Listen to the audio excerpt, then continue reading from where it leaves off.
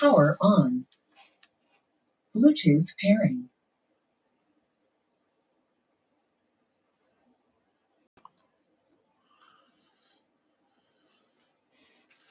Bluetooth connected.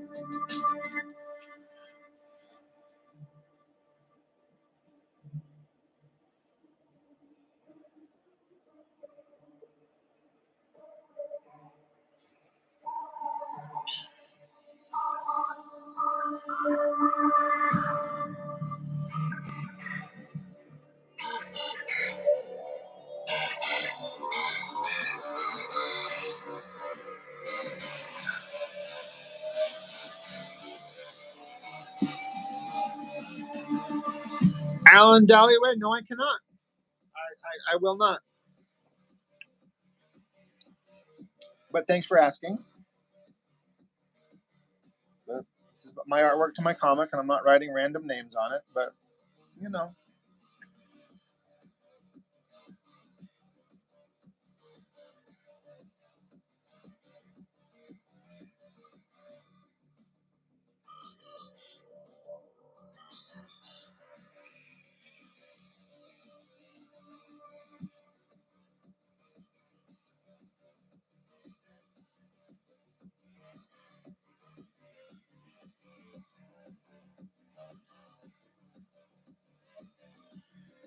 Hey, Antoine, what is up? What is going on?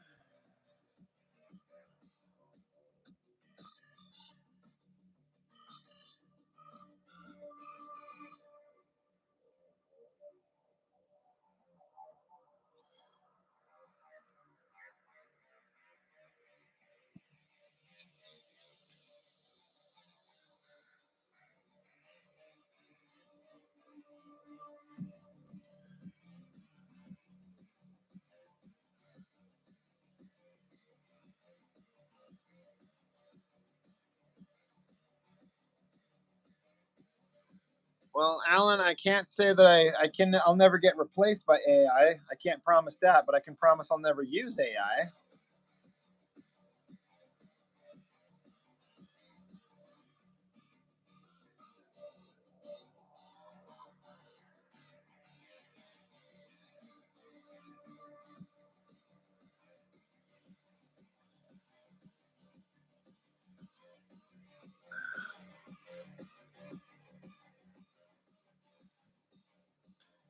Antoine, you saying you got a Kickstarter that you backed? You got the rewards finally in the mail?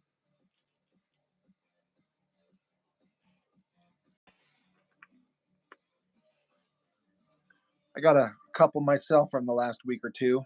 It's always fun when they show up. Sometimes I forget that I even backed the thing. I'm like, what the hell is this? I'm like, oh yeah, that thing. I forgot that I did that. So sometimes it's an even bigger surprise.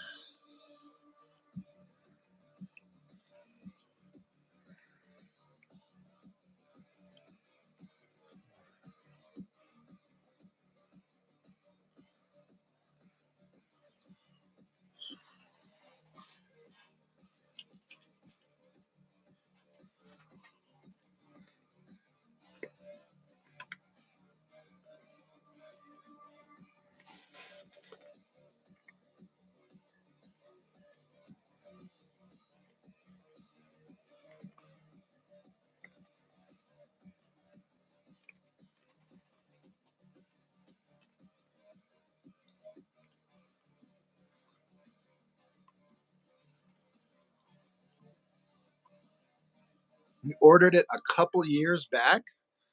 God, that is a long time to wait for a Kickstarter. Holy shit. Like a couple years? If, that's what happened.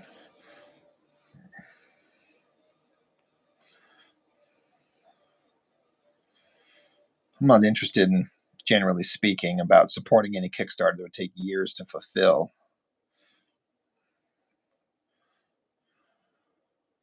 I might be dead in a couple of years for all I know. I mean, I hope not, but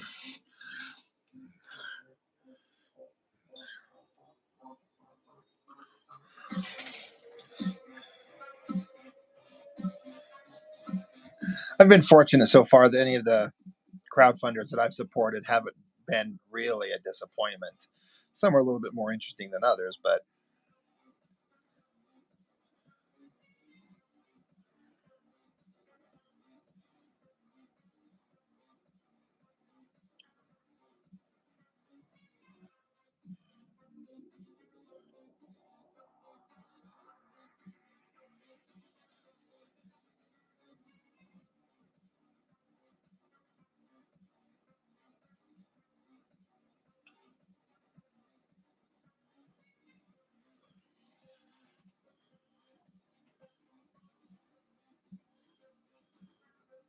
Notorious non-racist.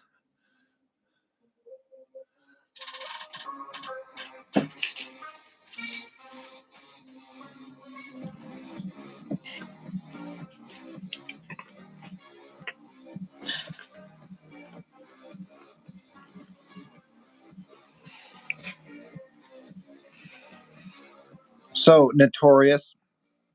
This is just a fan comic that I'm doing. It's a Masters of the Universe fan comic. I've been working on it for years. I've got several volumes done. These are pages for the final volume of it, volume 6. It's just a passion project of mine I've been doing for a long time. But I do print them up and make them available kind of unofficially. But since it's something I can't own outright, but kind of on the down low, I do make them available.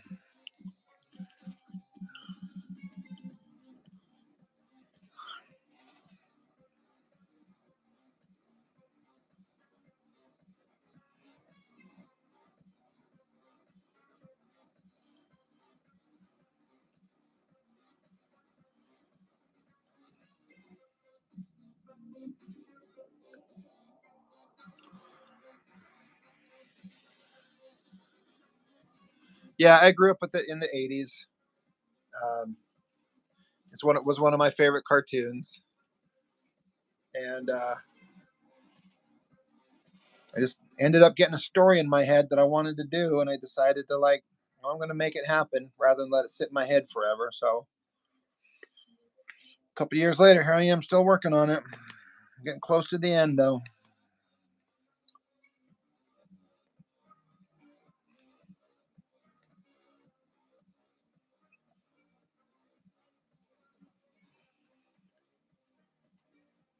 You ask if I am Sigma? I don't know because I don't know what that means. So I'll say no.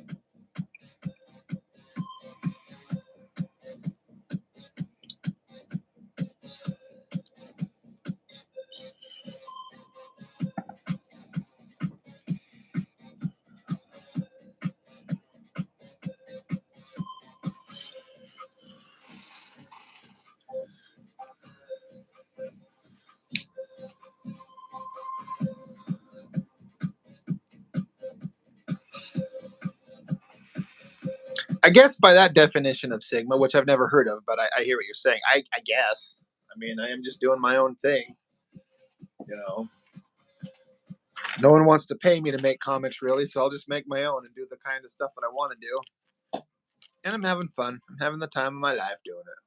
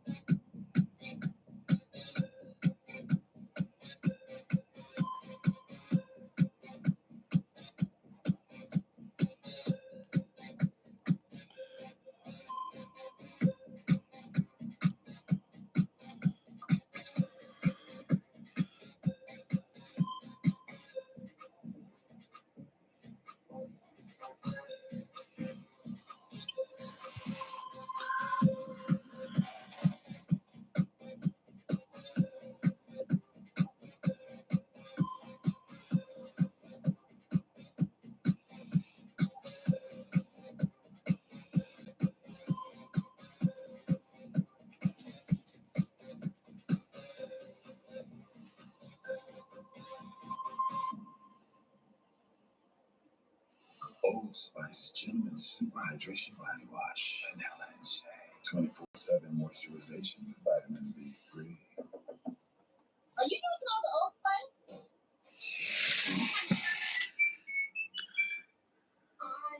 Welcome to the new Password Treats Rewards.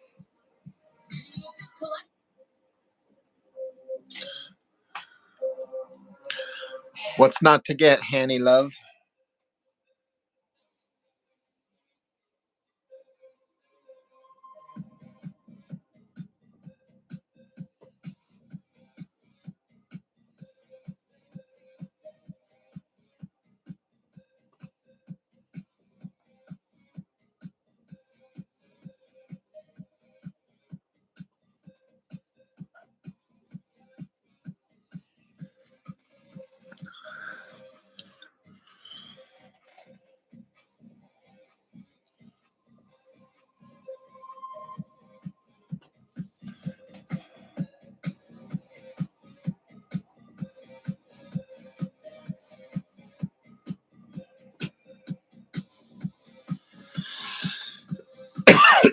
Excuse me.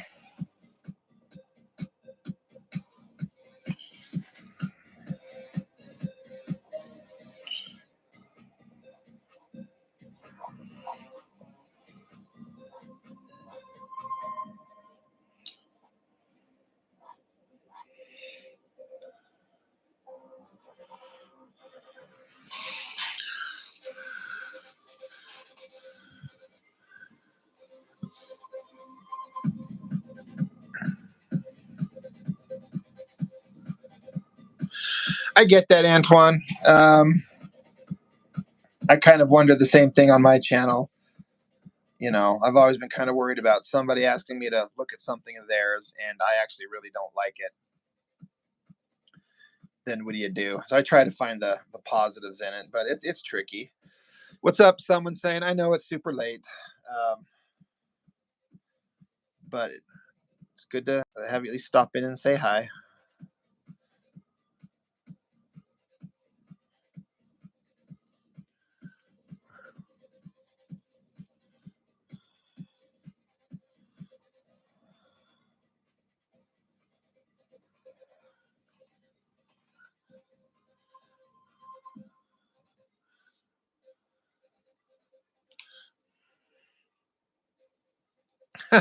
Antoine. Yeah, I know. I get it. I don't know. I don't know what to suggest on how to proceed. I mean, I would say just try it. Just give it a shot. Why not? You know, you can offer up respectful critiques of a person's work without, you know, I know what you're saying. You might come off as a know-it-all asshole, but I doubt it. But you know, you just kind of give your thoughts on it. You know, end it with what works. Give it the old compliment sandwich. We start with something positive, and then you move on to something they can work on, and then you end it on a positive note.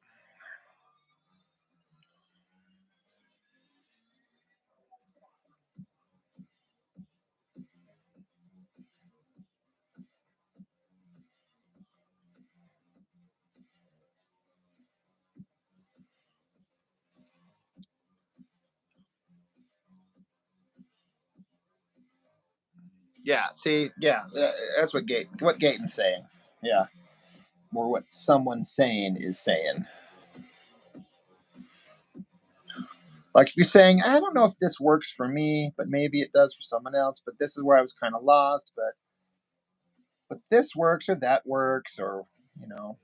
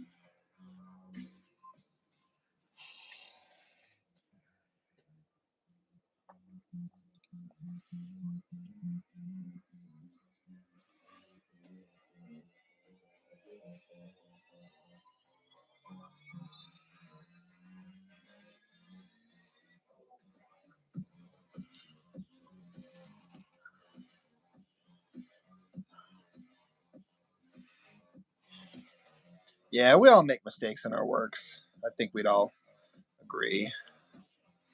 And I'd rather hear about it. So, I mean, there's been times when somebody's pointed out stuff, even someone saying right there, he's pointed out stuff in my things that he's seen in a very like, positive way. But I didn't see it. Some things that's just like I don't see everything, and I'm happy to have somebody be like, "Hey, do you see that you're fucking up this thing?" So,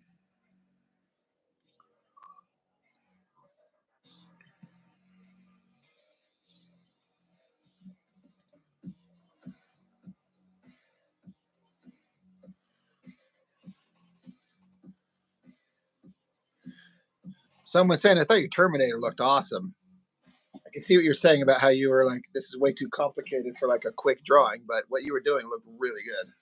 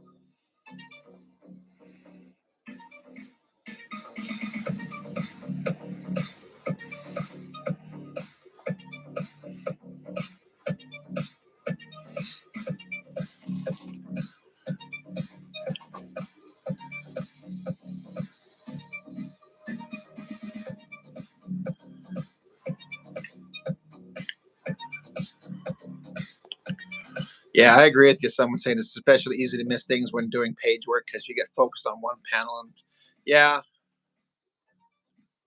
yeah, I hear you. And Tony says something else that the crowdfunding's got to do that bugs you is print interior pages on thick paper. It's like cardstock. I don't know if that bugs me. I haven't received too many that were quite like that, but I don't know. Now you got me wondering if I ever really had an issue with like thickness of paper kind of thing.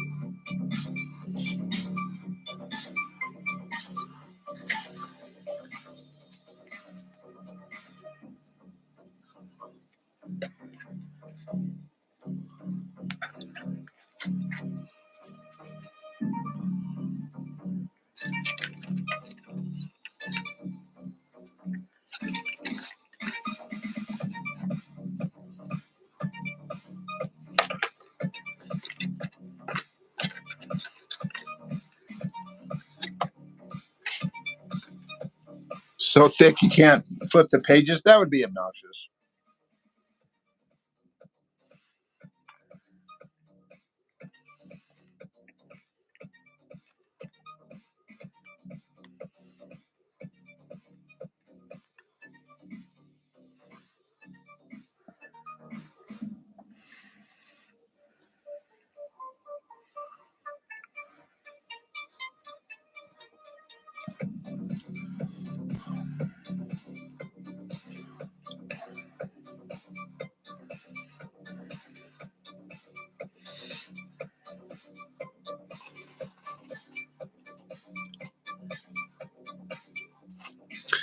Um, Gayton. I think so. I'm trying to think. I only do it once a year, and it's been since last August since I looked at it. But I'm pretty sure there's a place that lets you choose the kind of paper. You definitely get to choose the cover where you want like a glossy cover or something like that. I think you can choose different levels of heavy paper. I've always just kind of chosen the basic stuff for my black and white, and it seems to. I mean, I've been perfectly fine with it. I've always been content with the way they were printed. You can honestly go on there and look on your own. Comics Wellsprings. You can start doing the process of choosing the options on your own book immediately. Like, you don't have to.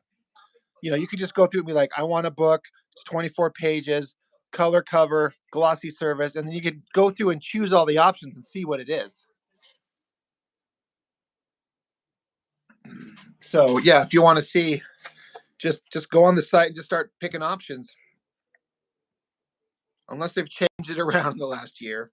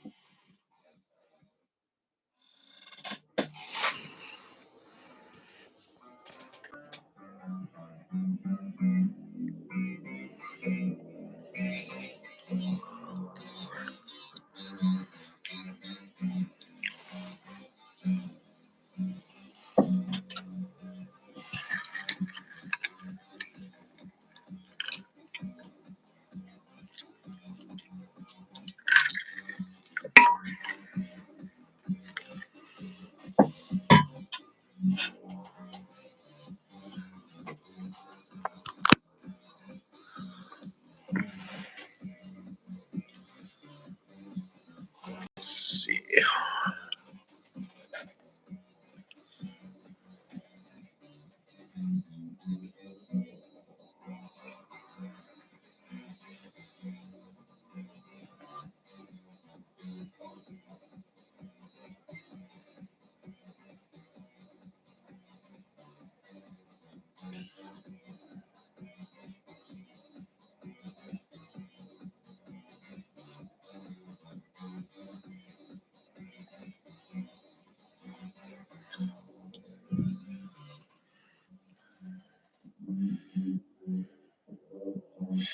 It's a little quiet in the chat tonight. Someone saying, at least to start, which it is oftentimes.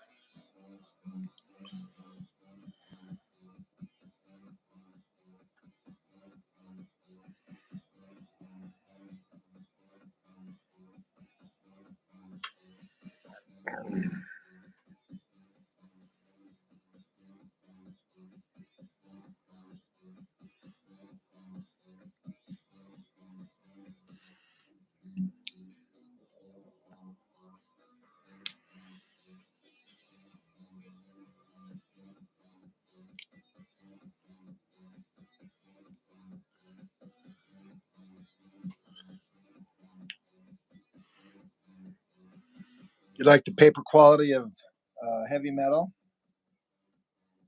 Never even thought of that. That's an interesting point. I was flipping through one of those recently, and everything about it just seemed to be nicely balanced. So yeah.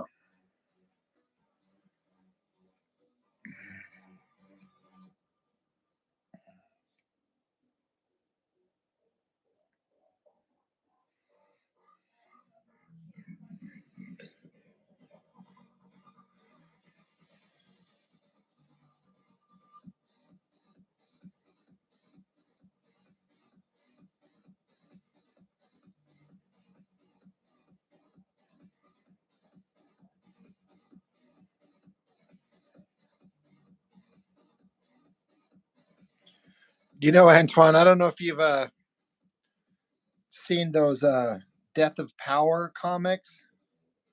I've reviewed them on the channel where that guy's doing that over the top kind of reimagining of the death of Superman fighting Doomsday. He puts some hardcore thick ass board, like thicker than anything I've ever seen in a comic before. It is really crazy. Like, it is thick, hardcore stuff. And I don't think I'd like it in everything, but it kind of works for his book. So I'm like, all right. Like, I think I've got one right here. Golden baked biscuit with a creamy hard Nutella. A delicious combination that just has to be shared.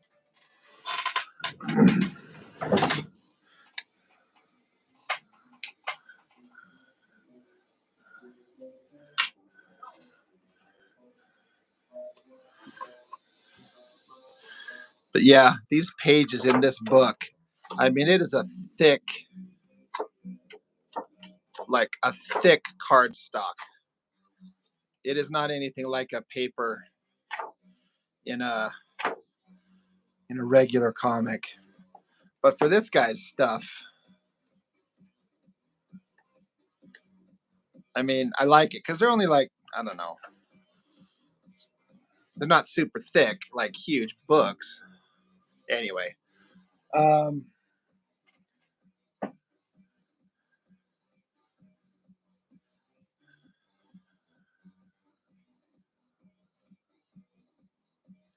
oh, someone said you talk about the Lorna story by Espiri.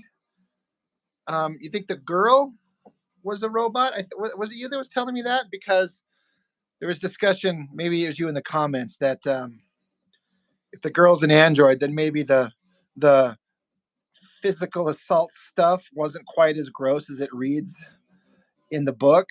I don't know about that. I mean, there was nothing in that story that led me to believe that, but that'd be interesting if that was the case.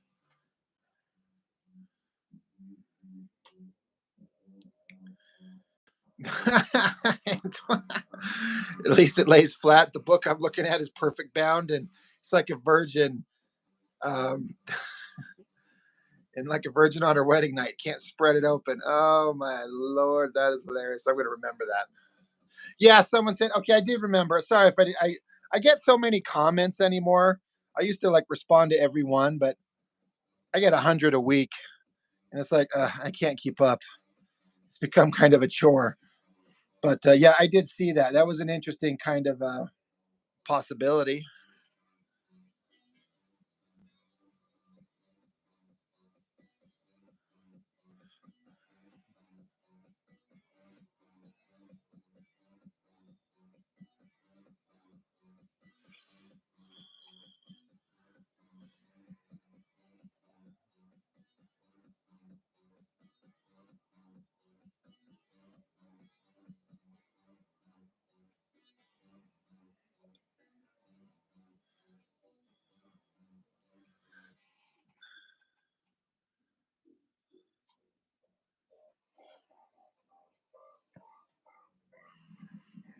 That is interesting if that is the case, though. That's interesting. I appreciate you bringing that up. That kind of does reframe it a whole bunch.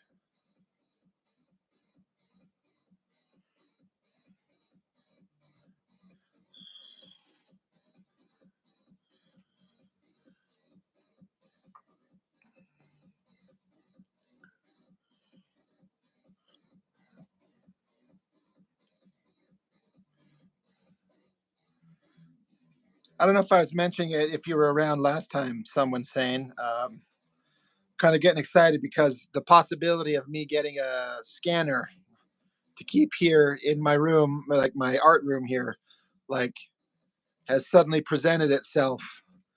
I'm going to start looking to buy a page scanner, so I don't have to go to FedEx anymore. Because someone bought all my artwork from that Ghost Agents book, the pages in there that I did. Someone bought all of those and paid more than twice what I even. They asked me like, well, they're like, give me a price, how much? And I threw out a price, and they were like, nah, that's too cheap. How about this? And it was like twice what I was asking, more than twice what I was asking. So I'm like, I'm all right if you're sure, if you really want them. So now I'm like, I could go buy a scanner. I'm so excited. I don't have to make trips to FedEx anymore once I get it. Presenting a force of nature.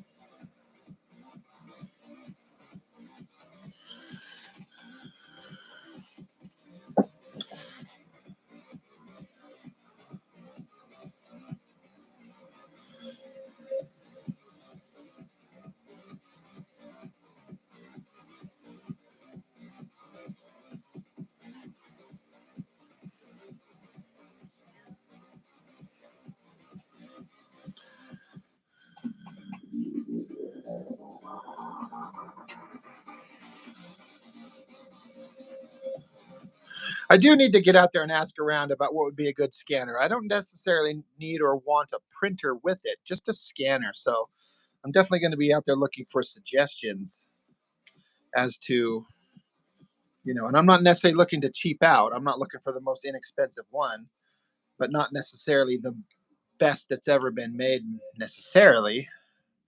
But yeah, I'm going to need some suggestions.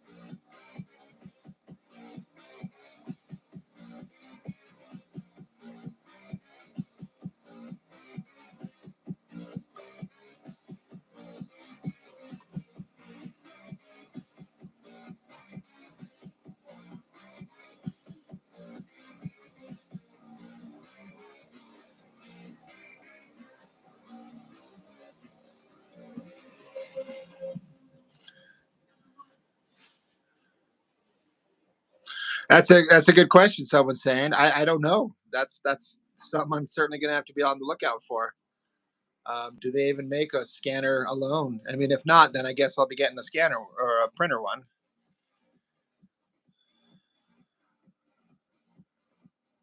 Okay, Antoine, that's good. That's good advice. Something to keep an eye out for. Yeah. I mean, if it's less expensive, and then having a printer would be fine. I don't need it.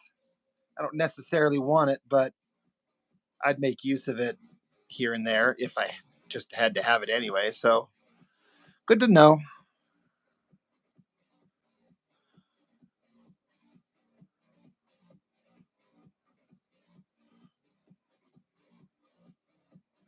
Is there any brand name um, that I should keep in mind as like this is the brand to go to?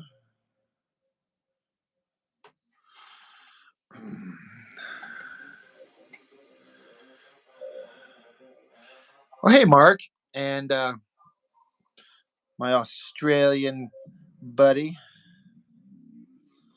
Oi, you testicle!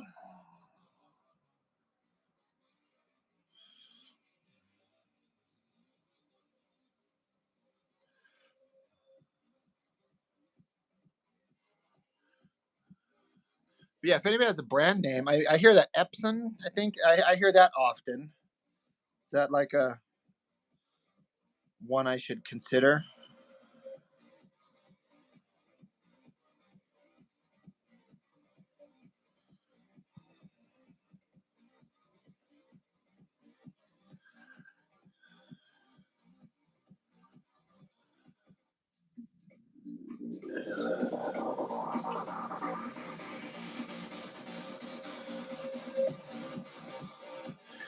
Straya. What's you could say Straya, Australia, Australia. Uh,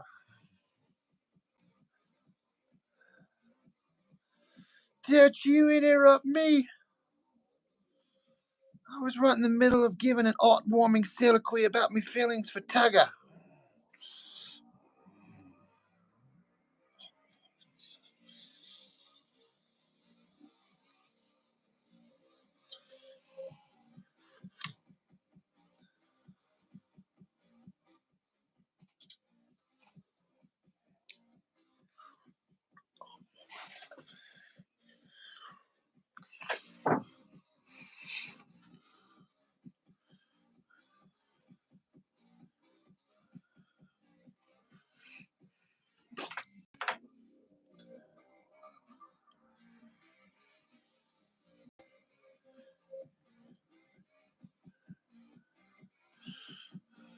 So, Mark, you say you're not sure if it's 11 by 17. Do you mean that you think it's bigger than 11 by 17, or it's bigger than standard copy paper size, but not even 11 by 17 size?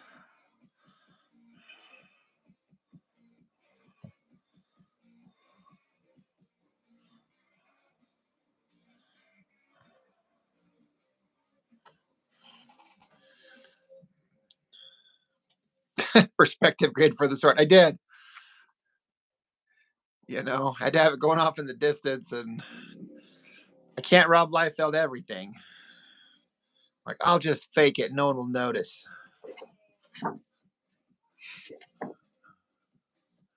But Beast Man is disarming He-Man.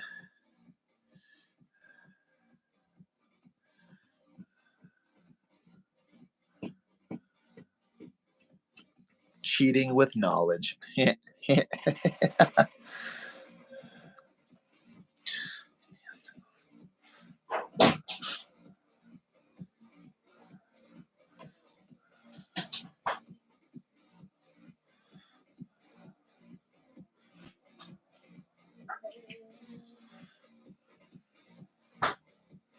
Andrew, are you okay?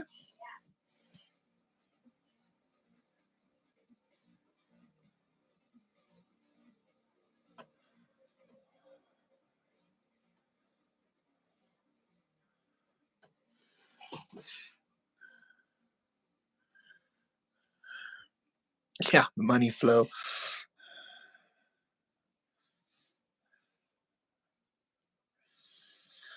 Yeah, I fantasize every day about just quitting my job.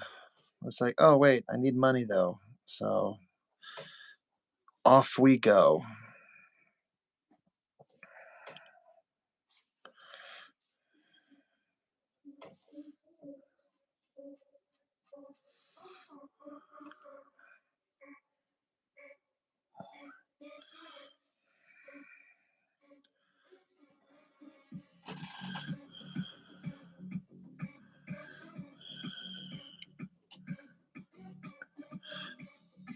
Robert P. Lane, how's it going?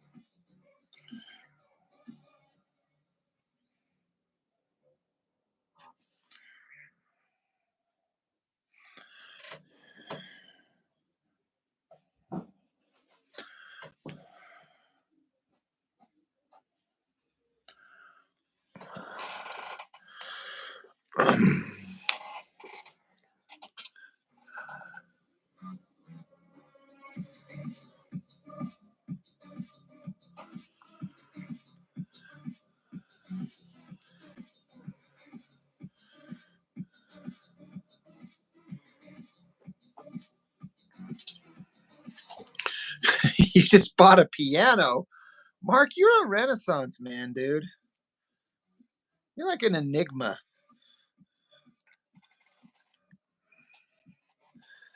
You're a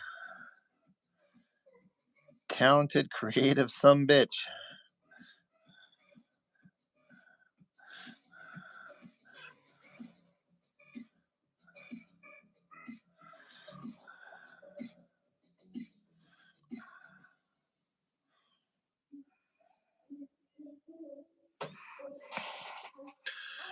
I drive my flatbed and then sit in it looking at the stars. I would actually really love to do all that. Yeah.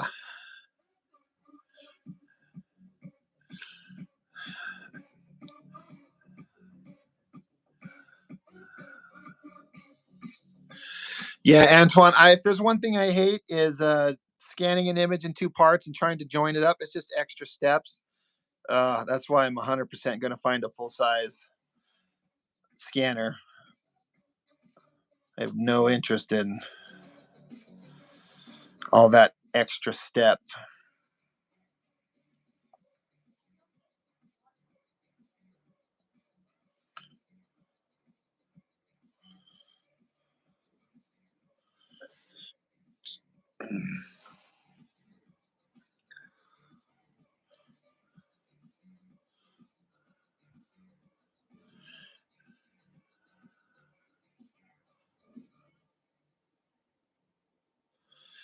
Antoine, my budget, honestly, several $100s.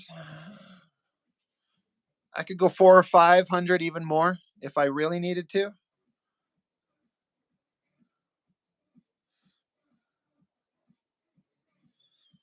Even higher if I really had to, but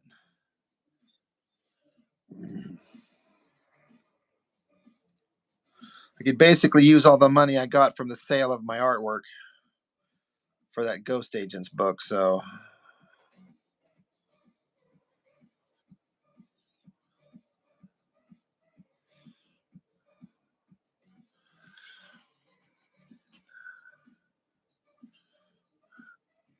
Mark's going to go on an America's Got Talent, play a tuba that shoots paint onto a canvas, make millions. You would, dude. People would buy that. Like, he's an auteur. He's a Renaissance man.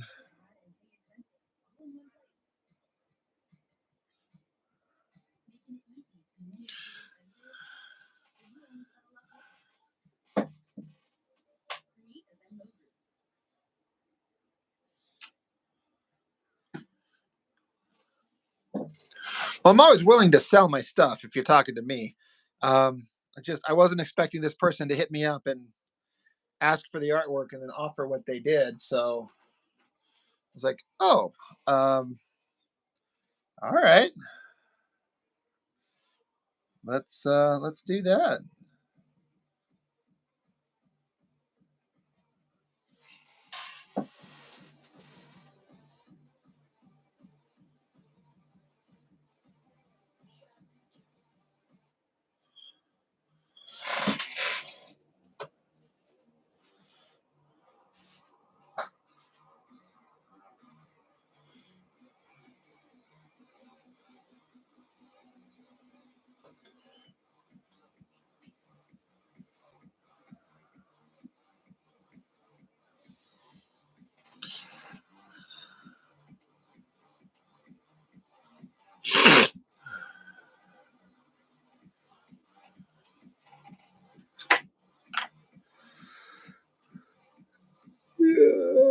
Shit.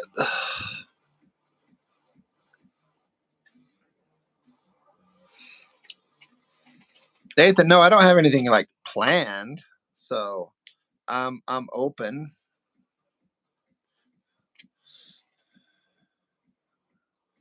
Are you trying to proposition me?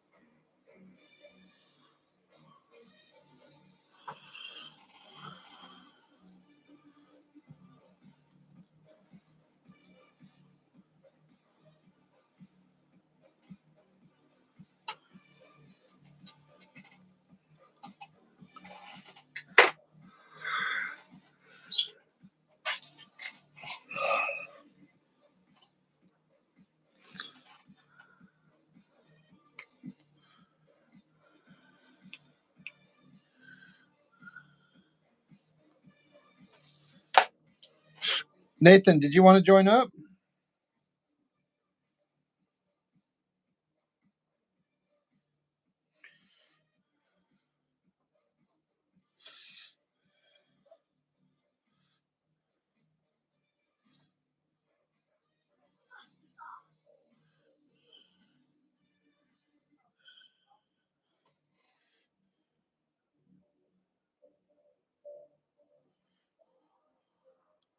Yeah, I can send you a link, man, if you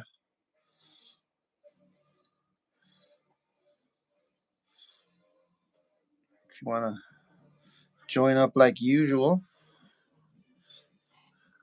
You can tell Jessica she's been permanently replaced.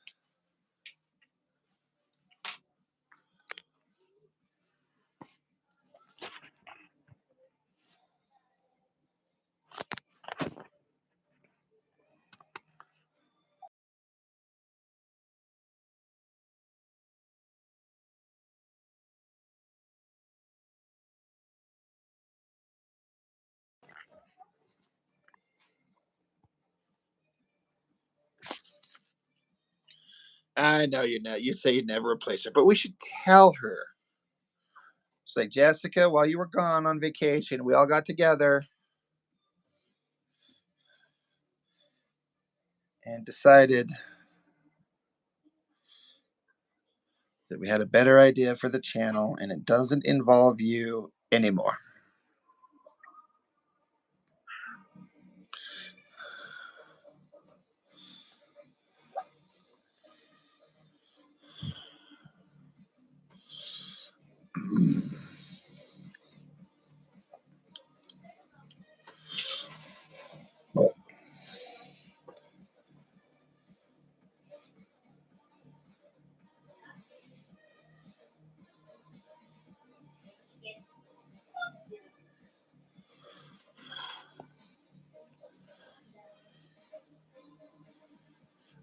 Mark, that's fucked up. Let's kick her off the Discord and see how she responds.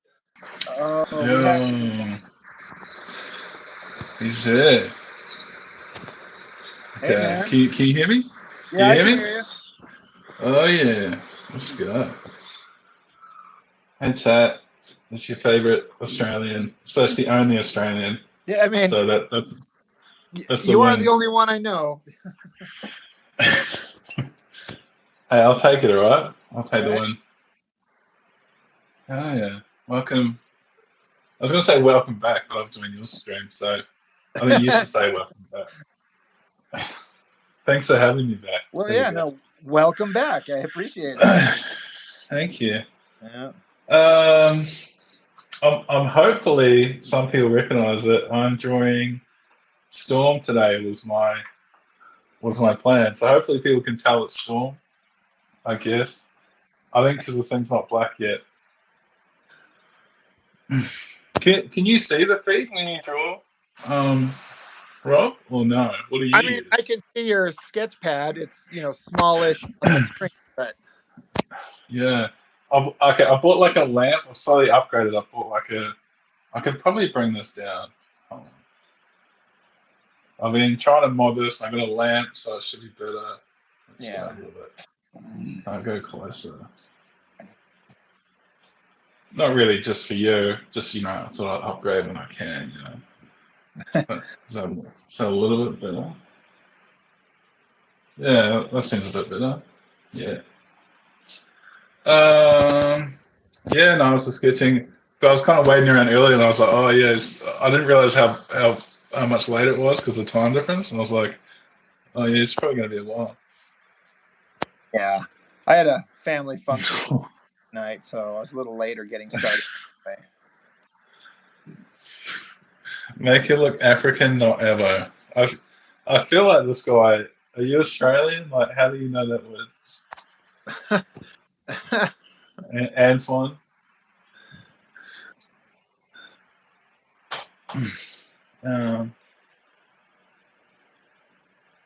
Yeah. I was trying to make a kind of. I was trying to keep the ethnicity there. I had it in mind, but when it's something you're not used to drawing a different race, trying to get those features in can be a bit hard. Yeah, I think that could be tricky. If you never really practice it, it could, like, how do I make this look like culturally correct, but Yeah. not, I don't know, potentially offensive by just doing like. Yeah, you don't want to be like a caricature, like Or like shade, or it's like, yeah. I don't know how to do this. I should have actually done She-Ra, like thinking about this, but because I'm really bad. Like I kind of draw, like I do all the gesture and I draw the pose, and I'm like, all right, who am I going to make it? Like, who does it look like? I wait for it to start kind of like speaking to me, and then I go, oh yeah, I can't make it this person.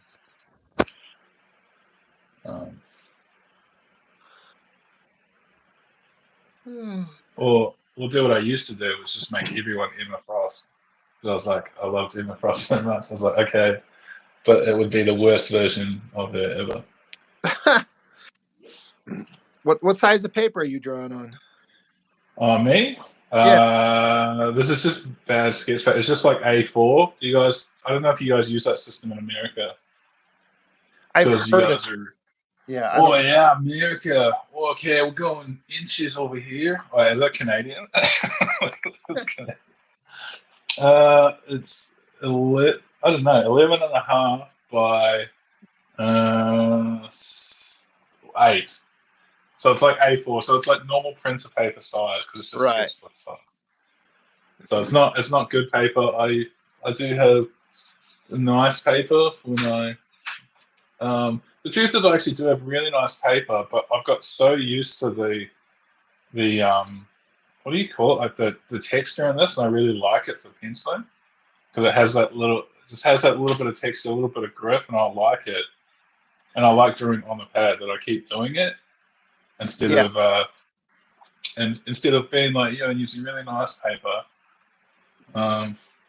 So yeah, I actually do have good paper. I'm just bad. Yeah, the papers that I choose give you the option to choose an art pad with a vellum surface, which is like a toothier, rougher paper, and then a smooth surface. And it's like, I like each one for different reasons, but ultimately I get the smooth surface because I'm always inking my stuff, and I want that smooth surface for the inking. Yeah, and yeah, you're absolutely right, because I've tried inking on this, and boy, did it go sideways pretty quick. Yeah. Oof. Right. I was like, mate, maybe I'm out of. I haven't inked traditional for a while. Maybe it's just going to go bad, and oof, yeah, it went really bad. My Aussie friend says you blokes use inches and feet for height and metric for everything else. Is that true? Yeah, it probably is. Yeah. Inches and feet for height. Yeah, but I think it's kind of a carryover from America, like 6. But no one really knows. Like, yeah, we go, yeah, I'm 6 foot. Yeah, I'm 6 foot, so I'm probably slightly shorter than you, Rob. So it's like, yeah, I would say I'm 6'1", but yeah, I would say if you told someone to measure out a foot, they could barely do it though. So yeah, yes, technically correct. Yeah. But that's because we're just absorbed into America. We just love you guys so much.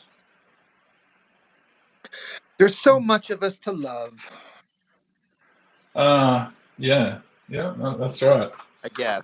America, Fuck yeah. Yellowstone. This week on Yellowstone, we got the ranch. What's gonna happen? that's my America. Yeah, that sums up Australia. We're just America, but there's not as much stuff here, and everything's more expensive, and it's super hot. Are things really pricey in Australia? Like, Oh well, things have gotten more expensive since COVID and stuff. So there's a lot of inflation here. yeah. But I don't know what it is in comparison to you guys. Oh, shit's out of control over here right now. It is beyond insane with I, I feel like it's actually I think it's bad probably everywhere, to be honest. Yeah. Can I do an American accent? I need to oh man. It's like one of those things you get put on the spot, you get scared, and then suddenly you can't do it. I don't want to do it, and then I'll just do it. I'll do it really off the cuff randomly. I'm like, oh yeah. Why do I keep doing Canadian? I don't know. I'm just not going to do it because I feel like it's just too embarrassing. How about you guys do an Australian accent? All right, you do that. Yeah, that's right. That's what I thought. That's what I thought. When is Jess back? I believe she'll be back on the next Wednesday one, I think. If not then definitely next Saturday. She's been on vacation with her family all week, and so it's one of the two, either next Wednesday or next Saturday. It's just like really selfish, like, don't you think? It's just like, we're putting her needs above us. I know. We're gonna have a lot of stuff to talk to her about. I mean, like, we were joking about replacing you, but now we might actually. Even Mark suggested that we should just ban her from the Discord and see how she responds to that. I was like, oh, that's dark. It's almost something we have to do now. No, she's the nicest one on the Discord. She's always like, I really like your drawing. That's so nice. I'm like, oh, thank you. It's not, but thank you. I appreciate it. She's got a gem. I mean, everyone's pretty nice. But yeah, I think she's genuinely nice. Did you guys meet through school or something? Like, how do you guys know each other? We worked together at a job at Home Depot. I mean, I still work there, and she worked at one part there, and was just some new chick that worked there. But at one point, if I remember correctly, because I don't remember, she had to remind me that I think I walked up to the desk part she was working at, and she was drawing. And of course, I'm like, cute girl, and she's drawing. So I'm like, what are you doing? And then we just kind of hit it off, and were just kind of connected as friends and got along really well. And then we did lose contact several years at one point, but then we're able to kind of connect. But yeah, we just met as just, people working on a job. Yeah, I mean, I think that's just, once you're an adult, like, it's so much of your time that kind of just how it works out, Oh yeah. I can definitely not do a Todd McFarlane accent, but it's who does it? Liefeld does probably the best McFarlane accent. Yeah. And I do it, but I just imitate Rob Liefeld imitating Todd McFarlane. That's all I do. But it actually comes from a speech impediment or something he had when he was a kid, right? I've never heard that. I wouldn't be surprised. No, I think because I was watching and they're doing an interview and he was he was doing it. And he was like, oh, it actually comes from my speech impediment when I was a kid. I had a stutter or something. And then the guy was like, oh man, sorry. I think it's like a strength, right? He's turned his weakness into a strength because it's such an iconic. It's like Stan Lee, it's like how he talked. He was like, oh yes. Like he's got his own way. I never thought it was a thing. I just always thought, oh yeah, this is just American. And then everyone always brings up like how he talks. And I was like, I never really thought about it. That's interesting. I've never heard that about him, but Now I want to go listen to him talk again. Yeah. So maybe think about that next time you're paying out my file. No, I don't do it. Right? I wouldn't. Have you ever put your art in an AI prompt? I wish I wasn't a thing. No, I don't think. I've AI avoided. side doesn't really interest me. Yeah, I've avoided those AI. Yeah. I'm part of like some fan groups, and like it's interesting even seeing non-artists like approach to it because I'm in a Conan group, and there's like 20% of them will be like, I love this AI art. It's like, look at this crazy stuff, and like the vast majority who aren't even artists who just appreciate the work are just like, this is just so soul. Let's get this out of here. So most of the groups are kind of just banning it, or they'll separate it. Yeah. Because it's just a bit rough. I think I would be a little bit more willing to be a little bit more accepting of it. I mean, I'm not accepting of it because of two things. One is the way that it just steals from other people's stuff and mashes it together. But the thing I can't stand is when people want to call themselves an artist.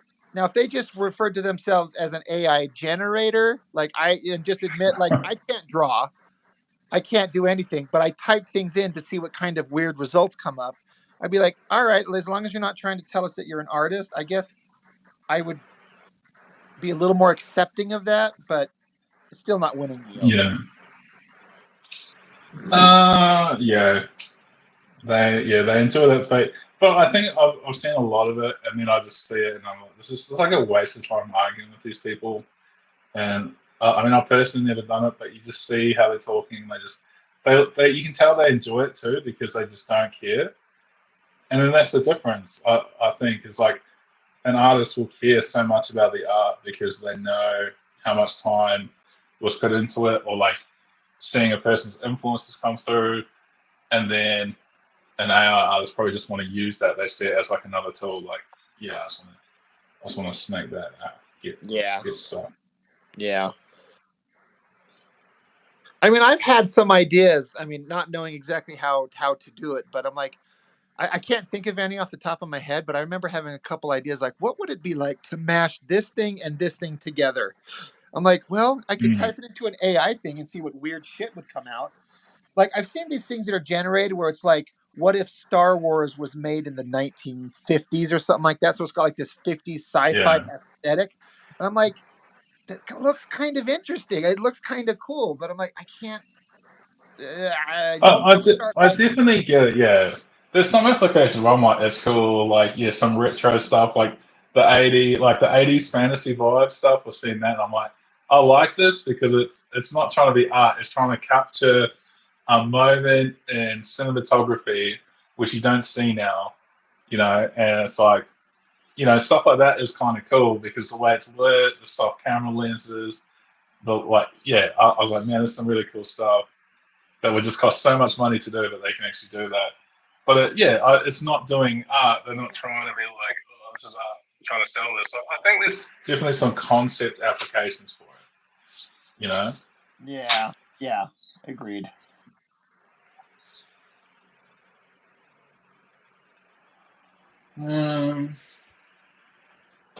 What should make you want to join? Do impressions of some sort. That's the first thing I'm going to do, Jessica, next time she's on. I'm like, we made a new rule, and if you don't do it, we kick you off the live stream. You have to do an impression of something. Yeah, I'm not a musician, but if I go to and generate some music, I'm still not a musician. Yeah, pretty much. Or you could do the alternate test and be like, okay, you can draw in front of a whole lot of people, which not even a lot of artists can do because that's just scary. Okay, I'll just draw from scratch. No, I'm good. Right? But there's even like the music thing. Like, I used to play in bands and stuff, and then like imagine going to see a robot band. I feel like today's crowd would probably actually do that. Oh, cool, robots on stage. Like, I'd be like, nah. I don't think so.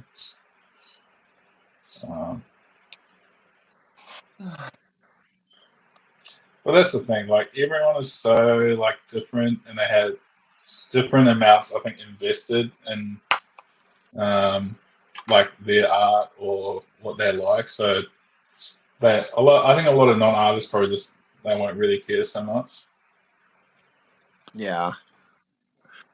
You know, I don't know if it's the same thing as AI, but in the last couple of years, I've seen people post up how they like, I had my computer listen to, so many hours of something, so and so, like Batman stuff, and then asked it to write a Batman story. And the way that it phrases things, I was laughing out loud. I was in tears because it was so funny. And I've seen Yeah. Star Trek versions where it's like the opening credits to like a script for an episode of Star Trek, The Next Generation. And it's so off the wall weird. It's so odd. I thought it was brilliant. And I'm like, this is so funny. So that I'm okay with because it's just a computer trying to like, it doesn't understand Yeah. story and language. It's just trying to piece together ideas. But it comes up with, it's been some of the funniest shit I've ever heard in my life. Like I was like in tears and like showing it to everybody I could find. Like, read this Batman script. So Yeah. that's I mean, different. I've heard of writers and stuff like trying to think like they're stuck with a story, like they can input their current story and be like, okay, finish this, or like I don't know, tell it to like come up with different ideas from this point and stuff, and they can kind of go and write it and stuff like that. But I don't know. I don't know I if don't know I how any feel. writer could walk away from that feeling content. Like, you're a fraud.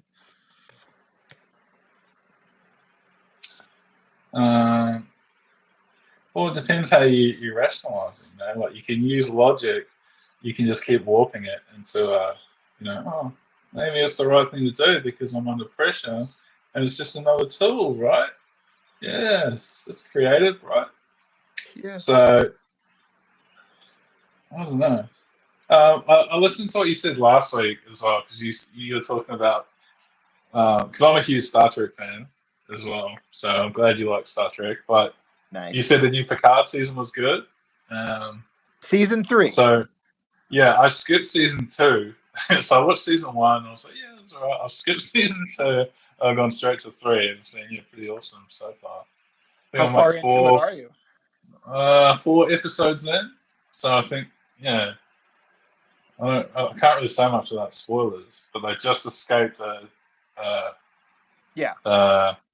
big anomaly, Right. I guess. Yeah. Yeah. There's some really awesome stuff coming up in episode 5. There's awesome stuff in everything, but I thought this was the last episode. I thought it was last season. it is the last season. What I mean is, if you're on episode 4, episode 5, okay. the next episode has some good stuff. And then there's Yeah. another one there. I mean, I'll be curious. It'd be fun to. I'm always looking for somebody to talk to, like, about it. Like, what do you think of this? What did you think of that? So as you go along and watch it, we'll have to get on here, and I'd love to hear your thoughts on it. Oh yeah, no, for sure. Because I've been watching season 6 of Next Generation. So I was like, I kind of jumped. I was like, oh yeah, okay, I'll watch the new Picard season, so I don't get too many spoilers. And yeah, I was like, man, this is pretty cool. It's awesome seeing Riker again. Like he's such a good actor. Like Riker steals the show for me in a lot of ways. What, he kills the show or steals it? Steals it. Like he shines. Oh yeah, it like, yeah. I thought it was that kills the show. I was like, whoa, we're gonna have a fight. Yeah. We're gonna rumble, buddy. Oh, dude. Like watching it when he disagreed, when they fundamentally disagreed, like him and Picard. Yep. I was like, oh man, that was like hard to watch, but I was like the best. Okay, you know my other big takeaway, which I don't want to spoil anything else. The captain of that vessel, so episode 1. Yep. And he comes in and he is the biggest asshole. And I was just like, oh man, this guy is such a dick. Yep. Oh man. And then I was like, by episode 4, I'm like, this is the best actor on the show, man. Like, okay, apart from like, right. He I was like, is this dude is the yeah. man. He's the He's so best. good. He's the best new Star Trek character since the old shows. Like none of the new crap is any good. That actor, that character is like my favorite new character ever. He's so awesome. Yeah. He's a It's dick, not, yeah. but Oh, yeah, but it's so fun because he's so jaded. Like, I love it. I was like, yeah, he's just so, because it's so hard to get that right and not just be a dick. And he is an absolute dick, but I was like, you have to be a dick, but like, understand, people need to understand why you're being a dick. And then once you come around, you kind of get like, oh, I got it. Sorry, chat, if you guys don't like Star Trek. This is oh kind of hell a with big him. thing. We're talking Star Trek for a minute. That Yeah. scene they did in the holodeck where Oh, yeah. what's I the was like, captain's name? This character, the actor, but what's the uh, captain's name? yeah, good. I don't know. Good Oh my question. god. But anyway, when he comes in and finally talks about why he hates Picard, that whole scene, the whole acting, I was like, Yeah. oh my god, this is so good. See, I think I understood it. I haven't actually seen because he's referencing the Borg thing, right? When Picard was a Borg. That's correct? That's Next Generation, end of season 3, beginning of season 4. Okay, so I either watched it when I was really young, and that's why I'm rewatching a lot of stuff. So TNG is probably the only series I haven't watched consecutively. Like that's why I'm re-going through it because I've watched like Voyager. I watched from season 1 to like 10. Like I watched the whole thing over like 6 months, and I did the same with Deep Space Nine. I haven't watched the original series because I kind of struggled with it. I'm like, this is cool, but it's like really old. So Yeah. so TNG, and it's like my favorite, but I've never been able to watch it or had the time to watch it consecutively to see all the story events in the right order and everything. So I thought it reminded me from the movie. I thought there was the movie when he was a Borg. Didn't they make a movie out of that? Well, they made a movie called First Contact, but the storyline kind of picks up off the storyline from the TV show. Yeah. Okay. But yeah, no, I'm loving it. I thought it was good. I haven't seen season 2, so I'm not sure. Like I was worried that I would have no idea what's going on out of it. As far as Picard goes, if you can skip seasons 1 and 2 and not miss anything. The only thing you need to know, if you've seen season 1, you already know, is that Captain Picard dies and they put his brain, his soul, his mind into a robot body. That's all you need to know. Nothing else is relevant. Does that happen in season 1? Is that a season 1 thing or is that 2? That was the end of season 1 of Picard. Right. Okay. And I hated So it.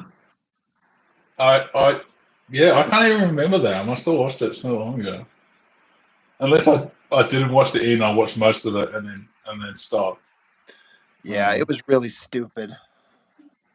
It's cool seeing Jerry Ryan again as like 7. Yeah. But then I'm like, she's crazy. She looks like the same as she did in my mind as when she did, as 7, which I'm like, is this chick a vampire? Right. Yeah, she rocks it. Good. Just real quick. Brando P, say you love He-Man and the Masters of the Universe. Well, thank you. See, they're trying to get us back onto like, okay, guys, we get it. Okay, no one likes Star Trek. We're nerds. Can we move on to something the rest of us are interested in? Yeah, guys, like we're here to draw, not listen to Star Trek. So you didn't like the other new one, was it Strange New Worlds? You didn't like Strange New Worlds? I watched season 1. Yeah, and you didn't like it. I kind of liked parts of it. There were parts of it that were okay, parts of it that were terrible. But then by the time there's the next season, I didn't care, and I was just done with it. I watched Discovery the first 3 seasons, and I was by the end of further than me on Discovery. I was jaded. I was like, what am I watching? Yeah, I gave up on that after season 3. My issue with the model, I think Strange New Worlds tied the line of it. They got it pretty good, but like throwing like Rockstar CGI at stuff like doesn't make it Star Trek. Like kind of storytelling, like episodic storytelling, to me is like an essential part of Star Trek. Like, yeah, you can have an overarching story, but you need to have like one fundamental story on an episode that has like a decent conclusion, or you could, 2-part. But and you go, yeah, that episode was an encapsulation of those events, and you had closure. On the new ones, like Discovery, just threw it, like it was just like some crazy story every episode, and it was an emotional ride of like I don't even know what's happening now. Yeah. Well, one of the things that made Star Trek stand out all the way back to Sorry. the series Yeah. is that they were consistently without the budget to do big sci-fi stuff, so they had to rely on story. Yeah. Well, when I watch it now, like when I watch TNG now, it almost feels like theater, right? Because they're in the same rooms, they're walking around, but because their acting is so good that you watch it and you just like enthralled, you're like, wow. Because it's like it is like theater. They're not reliant on special effects, so they have to bring it with a really good story and you're really good acting. Sorry to talk over you. Yeah. Sorry. Yeah, no, you're right. That's what I felt. Now I feel like done right, the old Star Trek episodes like Next Generation, they would they got a budget, but they would like save up a lot of their budget to have a big episode where they do big stuff. So then they have these other Yeah. things called bottle episodes where they don't do anything new. All they can use is existing special effects and existing shots. So they have to rely on good writing so they can save their budget for the big episode to have a big thing happen. Now, Yeah. special effects are so good and cheap by comparison, they think they can just throw a lot of fast-moving explosion action and be Yeah. like, oh, look at the pretty explosions. And like it's cool. Like some of that stuff's cool, but when you rely on it as like a narrative, I think, it becomes, it's just not what Star Trek. Like Star Trek isn't Star Wars. You know what I mean? Like it doesn't have to try and be Star Wars. It doesn't need to be like a rock star thing. It's about wicked storytelling. And it's not dystopian. I think that's my only worry about the future of Star Trek is that it always focused on a utopian future, and it kind of gets further and further away from that with the newer series, and that's the only thing I feel a bit like sad about. The struggle for a utopian future. Not necessarily, not everything's perfect, but the idealism in that is what makes the storytelling awesome to me. That's a uniquely Star Trek thing where it's a future of humanity and everything turned out great. And now it's like, hold on to it. As opposed to everything else that's sci-fi, the future is always a nightmare. And the new Star Trek shows are trying to make it like, it feels like the modern world with all our petty differences and nonsense, but with just super advanced technology. And that's not what it is. And so they completely miss the point. Yeah, for sure. Like it's the idealism in it, and their struggle. They don't always achieve it. Picard broke. Every character really broke.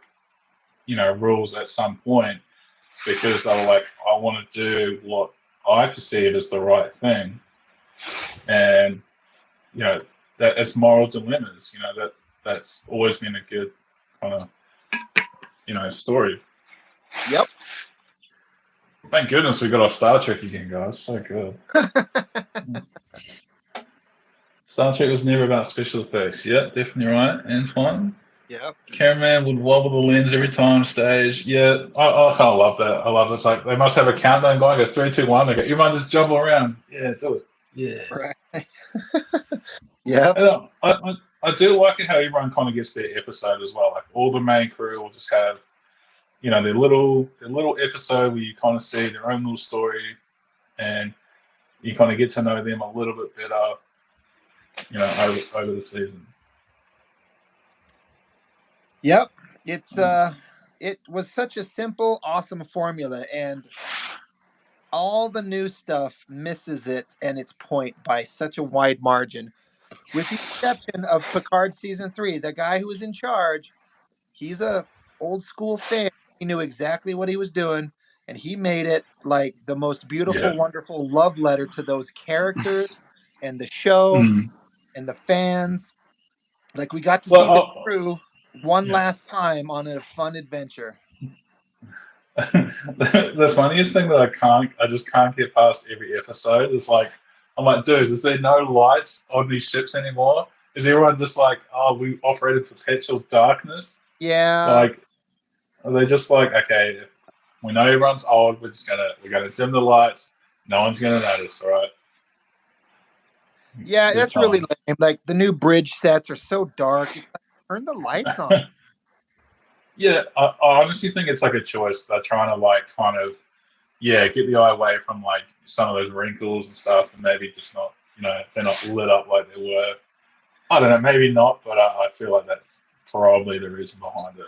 It for me, it feels like it's like them trying to make it look more cinematic. Like in the movies, it would be darker and more epic if it's not well lit, like even TV lighting. And I disagree profoundly. Like, God, turn the lights on, guys. So Yeah, I'm like, yeah, I agree. I'm like, okay, like, yeah, you can't have every room be this crazy dark silhouette. yeah. Yep. But I think new fans wouldn't even catch on to that. They're just like, oh, what do you mean? That shit look cool. So we're the problem, okay?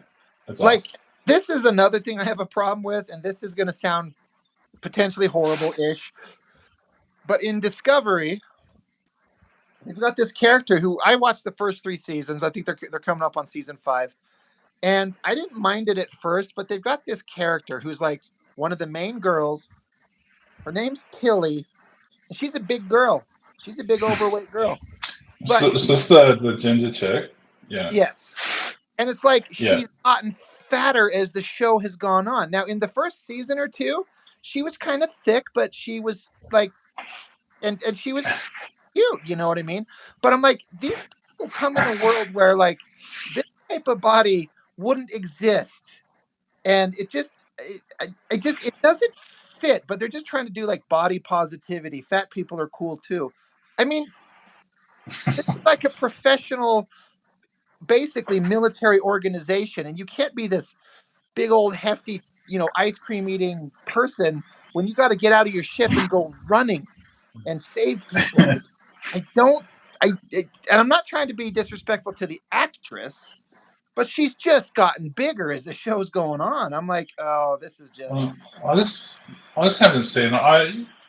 I remember off the first season and stuff, but like it was just for me it wasn't an issue. Like it was just like the storytelling was an issue on those seasons. I was like, this is so stretched out that I just if you come back like a month later, you're like, oh god, I don't know what's happening. Well, the And new then the shows, Klingons were like yeah, totally messed up. yeah. Oh man, yeah, Well, the Discovery show, what they do, and it's a mistake, is that they make the entire season a single story, which I don't think works. Like all the other yeah, shows, it's like episodic. One episode is one beginning and end without the occasional two-parter, And that's like you can yeah, have a stinker episode here, but the next one will be genius. But when you've got an entire season that is yeah. nothing but the same story, and that story sucks, it's like I am just not on board. Got Antoine, some do you have anything? emotional No, moments. sorry. Antoine asked me a question. Is she fatter than Scotty? No, but Scotty wasn't fat until he was an old man in the movies. This is like a 30-year-old girl. The So oh, valid I point. watched the TNG episode where they bring him back. He was like stored in a in the Is a like transporter. in the buffer transporter. Yeah. Oh my bro, surely this can't be canon. You're telling me he's just been stored in there for 20 years. Oh, it was ridiculous. Yeah, they had to Oh come up man. with some way to have him there. So like they're like, what can we come up with? I was fine with it. Yeah, I think it's just one of those, like, it's like fan service things. Like, yeah, we want to see this guy come back in some way. And it's like, yeah, Yeah. I get it. But then it becomes almost sad because it's like he's out of date, and then it's like, nah, dude, you don't know how to operate anything. And I guess that's really what that story is about. You know, he's redundant now, but Yeah. but then they show that he still has it. He's still the best. Yeah. Someone's saying, so you're saying she won't be climbing into any Jeffries tubes to save the ship anytime soon? I mean, I don't know. Those Jeffries tubes can be pretty, but Have you not going to be seen? There's like a running there. meme. I'm in a group and it's like wholesome Star Trek posting or something on Facebook, and it's like positive Star Trek things. It's pretty good because it's not really a lot of negativity. But there's like a scene and it's a picture of like the CGI picture, but they put it on the wall in the frame, so it looks good from the right angle. But if the camera's not on the right angle, it looks wrong because of the perspective. And they put it in there because it will save special effects or something. But the camera's viewing it on the wrong angle, so it looks wrong. It's just funny. And I was Nope. like, "That's Star Trek, right? That's what we need." Have you ever watched on YouTube these guys called Red Letter Media? No. Is it what is it? It's God. How do I I explain only it? watch you, Rob. It's the only channel. Only Right. channel on YouTube is Rob's channel, guys. Okay, nothing else. Right. This guy became famous some years ago for his breakdown of Star Wars: The Phantom Menace. He did it's like a hour and a half long review or 70-minute long review of The Phantom Menace, which sounds unbearable, but he's playing a character. The guy who's reviewing it, he just does this voice where he's like this grumpy old man reviewing it, and it's funny, Okay. but his explanation of why it sucks as compared to the original movies is actually really brilliant. It made me understand why I didn't like The Phantom Menace that much. I'm like, I know I don't, but I can't explain why. But anyway, based off that, him and a couple of buddies have made a very successful, years long now, YouTube channel, and they just talk about movies and break things down. And they're just a bunch of funny, kind of fun-loving guys. But they did an episode recently-ish where they talked about Star Trek: The Next Generation and all the things that he notices about the backgrounds, the how they screw up things in the production of the show, where there's like things in the background that shouldn't be there. Doors are labeled wrong. Dents and rips and tears in the fabrics or the materials that's like plain as day. And I've never noticed it. And then you go back and watch it and you're like, holy shit. Yeah. It's right there in front of your face and you never notice it. It's really fascinating. But once again, that's the testament to the acting and the show, because it's like, this show is that damn good. Doesn't matter, mate. We're killing it. You know, that's how I. You know, that's how I would. That reminds me of a.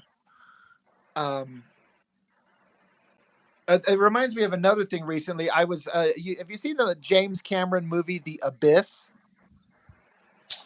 When I was younger, I haven't. I've been thinking about rewatching it, but I haven't. Like, I know roughly what it's about, but I haven't watched it to be able to even reference anything. Well, if you remember the basic premise, there was a scene where the main guy and girl were in a small submarine underwater, and they were damaged and trapped and stuck. And the guy has to. Yeah. You remember how they were trapped and the water was rising, and they're freaking out. How do we solve this problem? It's plain I know what you're talking about. Yeah. Where a hand that was holding the camera gets it with the rag, wipes the lens clear of water right in the scene. And I've seen that show maybe 50 times and never once saw it until I saw some video where somebody pointed it out. I'm like, horse shit. And I went and just pulled up a random clip on YouTube, and it's right there. Like a hand just for half a second reaches in, wipes the camera lens free of water, and they keep filming. And no one caught it. I actually watched that like a couple of weeks ago, and I didn't believe it. I was like, what? Yeah. What? And it fully happens, but I think because you're you're so in that scene. You're so dialed in on their faces. You're looking past like everything else is like secondary. It's like a comic book frame where you're looking at the face and that's like rubble and shit. It's like we're not Yeah. looking at that. Like it's the sum of a whole, you know. And it's pretty funny. I was like, what? Yeah. Yeah. In the chat here, Mark Domowitz, seriously, go look it up. I mean, just look up the scene. You could probably just put in the abyss, hand wipes Yeah, lens on the camera. And it's so brief, like, but it's also super obvious. And once you see it, you'll never unsee it. And I'm like, I have watched this show a million times since it come out. It's one of my favorites. I love it. And it's like never even crossed my mind. So once you see it, you're like, holy shit, how did that? Unless James Cameron did see it, but they were like, this is the best take, and it's so brief, just leave it. Yeah, Antoine, seriously. I mean, you know what? I got a little phone right here. It probably won't show up. oh, I screwed up the signature. Abyss movie and wipe lens. Let me see.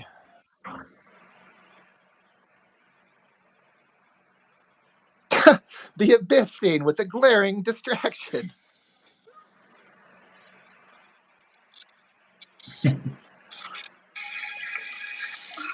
only 36-second video.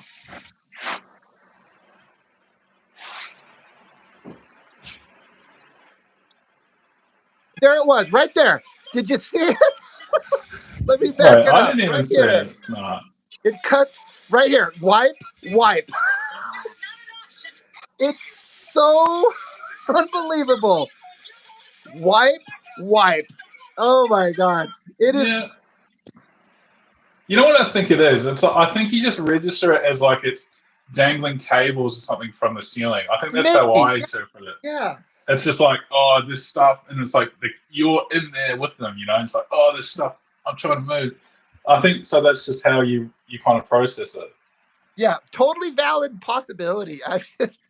Oh, I love things like that. It makes it so like, oh, it's just an error. It's just a goof. Who cares? But it's so great. It's a pretty good movie from what I Oh, kind of I love it. Yeah. remember. But like that's how I got into Star Trek. They used to put reruns on it like either like 4 p.m. or something, or some nights on the weekends, and I'd watch it, and I'd just be like, I wouldn't even know what I liked about it. I just watched it like and I didn't understand like all the concepts would have gone totally over my head. The metaphors, like what they're really trying to say, totally over my head. But I just watch it and be like, man, this is crazy. This is wow. This is a good acting. I don't know what's going on, but man, it's cool. You know. Yeah.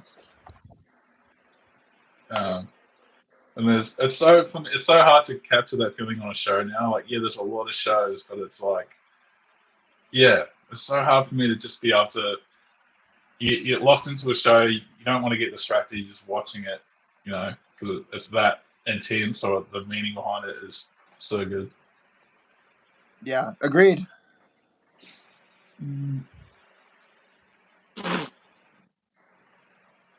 Welcome to Movie and Star Trek Talk with Right. Nate and Rob. Welcome, guys. Next, this is going to be VHS. Is like, yeah, oh, look at this one. That's your next channel, all right? Secondary channel. That's you with old DVDs and VHS. Hey, back in my day, this is good. Right. Mark here saying it's like that illusion where you are told to watch people playing catch and then a dude in a bear costume walks into the scene and most people don't see it. I don't think I've seen that one. That sounds interesting. They talk about cocaine bears? What are we talking about? Oh, Antoine says regarding the abyss, the fact that he saves her the way he did, that whole story arc really stuck with me.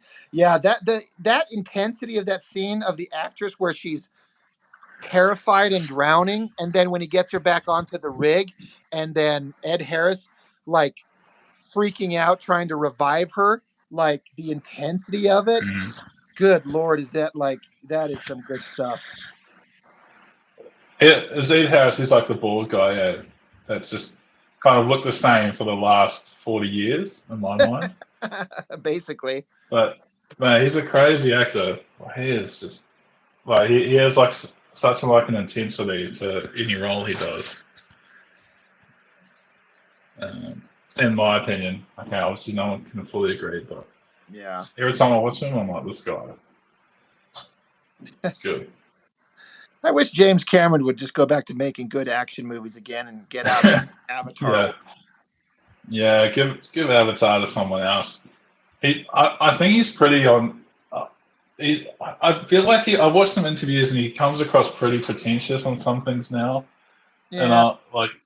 I'm just like, yeah, I get it. You're probably top of the pyramid of the game, but yeah, I know he like what he talked about the sub thing when that happened. The sub blew up, and I'm like, yeah, we knew that would have blown up. Like, I'm like, yeah, okay, dude.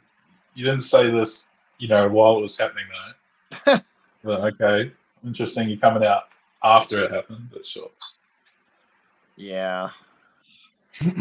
Rich Hollywood guy. He's probably lost some reality, touch with reality, but he could make some incredible movies, or at least he used to. And I don't mind the Avatar movies; they're fine. But they're one of some of the most visually beautiful things I've ever seen. But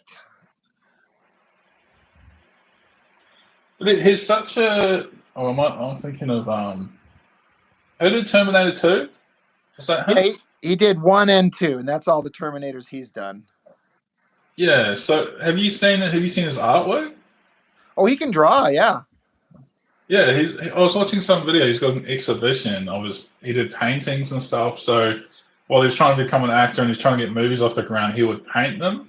And like he was like, I was an artist first and foremost. And every other medium I had to learn, like storytelling and script writing, he had to learn. But he could draw, and he was like, so he's got like these old like sci-fi kind of posters and everything of the aliens he's made and stuff. And he reckons like when they got sued like over Avatar, like having the blue people and the blue girl in there, he was like, okay, well here's this blue girl that I drew. This is what it's based on from like 1976 or 1980. That it was all based on. So he had these like dated references he could go back to just disprove that he hasn't stolen ideas of people.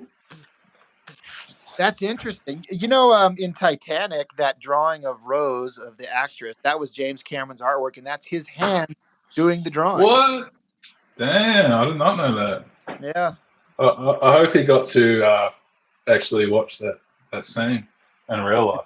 Did he actually get Kate Winslet there naked and draw? Yeah. Because I'd put my hand up for that too. Like, oh, actually, guys, I'm the director. This is my call, and I'm the best artist for this. Okay. Yeah. Okay. Yeah, I'm sure he's like, I don't want you guys to think I wouldn't do anything that I ask you to do. Like, I'll do it too. I'll take this one for It was that. Maybe it was with the bugs and stuff. It's like an old sci-fi movie. It's like they're like bug soldiers on a planet. The chat will know, and they have to shoot all these stupid bugs. You talk about Starship Troopers? Yeah. Yeah. And then there's a scene in that where they're naked, or like mixed naked in the bathrooms or showering. So the actors are naked. Yep. And then they reckon they wouldn't agree to do it unless the director was naked while he's filming. I heard that. I was like, that's actually pretty funny. Good call. They're like, if we're all going to be in here butt naked, so are you, director. And he's like, fuck yeah, it. But I was like, but he's not. Yeah, he's there in reality, but he's not on film forever. Like a little bit different. They're all like young, beautiful actors. It's like, yeah, guys, if I was young and beautiful like that, put me naked in a movie. I'll do it. I'm a whore. Wow, that's a beautiful. That's such an LA attitude. All right, that's beautiful. You heard it here first, guys. Right. Right. Oh, I don't know. Does it look stormy enough, guys? What do you think? We'll get the full picture in. Is it? Yeah, with her like old school headdress thing. Yeah, that was so hard to draw. By the way, that's so like perspective. I don't even think I 100% got it. So I'm sorry, but man, it's like a wraparound piece like that. That's really hard. Yeah, I should have just cheated and done it, front on. I don't like this. Might just fix on that silhouette. Yeah. I hate how my stand comes in and covers all this. Yeah, we should. How many people can you have on here when you stream? Can you have 3? The basic program that YouTube lets you do live, as far as I've ever been able to find out, only lets you do 2 at a time, like me and one other person. I tried to get Courtney on here one time with Jessica, and it just wouldn't let us. So is that because you don't want to pay? You don't want to invest in it, or is that because it's there's not even an option to like pay to have a better app. It's just that's all that YouTube uses. You can get a different streaming service like StreamYard, it's called, and link it to YouTube and have 50 people on it once if you want. But as far as I've ever been able to see, the YouTube one only lets you to have like me and one other person at a time. Okay. Because I'd like to have more on. Yeah. No, I was just kind of checking because I've seen like obviously lots of other channels, but I think they're running it's like stream. There's some other thing called stream something. You can have like however many people you want, basically. Streamlabs? StreamYard. StreamYard, yeah. Yeah. Like I think that's what David Finch and stuff uses. Good friend of mine, David Finch. No, I'm joking. Yeah, I just invest in that and figure out how to make it work and just do it that way. One of these. Emma? Sorry, you go. No, go ahead. I was responding to Mark. Are you going to ink it? I think I will. So I think I actually quite like this piece. I don't know if I'll ink it on here though. I think I'll either lightbox it or I'll ink it digital. Because this paper is, especially with I don't know if you guys can see with how I draw. I'm pretty heavy-handed, so there's a lot of actual indentations. Yeah, probably you can kind of see it. Yeah, I'm pretty heavy-handed, so my pages end up just put through the middle. Yeah. I personally, like, if I have a sketchbook like that where it's like the lighter paper, I only just do rough pencil stuff or just straight with a Bic pen onto it, and I can't do a nice drawing on that. If I'm going to do a nice drawing, it's got to be on a nice piece of board like this. Yeah. And that's exactly the right attitude to have, But the issue with me is, I have this stupid thing because I go, if I draw on this, I don't need to make a good piece. If it doesn't work out, that's okay, right? No stress, right? But then I like it halfway through and then I finish it and I'm like, man, that's awesome. And now I've got some of my best work on the worst paper. So it's quite funny. Antoine Dennison says David Finch looks like Fire Marshal Bill. Oh, that's messed up and totally accurate. I don't know who that is, but David Finch or Fire Marshal Bill or both of them. I know who Finch is for sure. Fire Marshal Bill is an old Jim Carrey character he used to play on In Living Color back in the 90s, where he put like a bald cap on and then he does this thing with his teeth and stretches his neck. So he looks like a burn victim, but he's a fire marshal. Okay. But he's the worst fire marshal you've ever seen. Like, he's terrible and is always catching on fire and shit. And it's kind of dark saying that David Finch looks like that. But that being said, he's 100% right. Hey man, Finch, it doesn't matter, man, because that guy was blessed with the hand of an angel that can make the the darkest looking drawings around. Door Shift, if that's how you pronounce that. I'm working on a graphic novel, very nice line art. He liked and subbed you, okay? So you got a new like and sub. Yeah. Well, thank you. What's your sorry, I feel like I was going to ask, what's your comic about, Door? Yeah, tell us the premise of it. Tell us the premise so I can steal it, and then Rob can steal it. He's looking for a new IP, all right? So let's get him. So if you spend a long time on this, Rob can just yeet it. I'll just take it and run with it. And okay, just for Rob, so it has to have bulky, naked men. Okay, that's the first thing. All right, about Rob's new IP. Apart from that, it's pretty open. Would you agree? I think that's accurate. I will accept that. Okay. Yeah.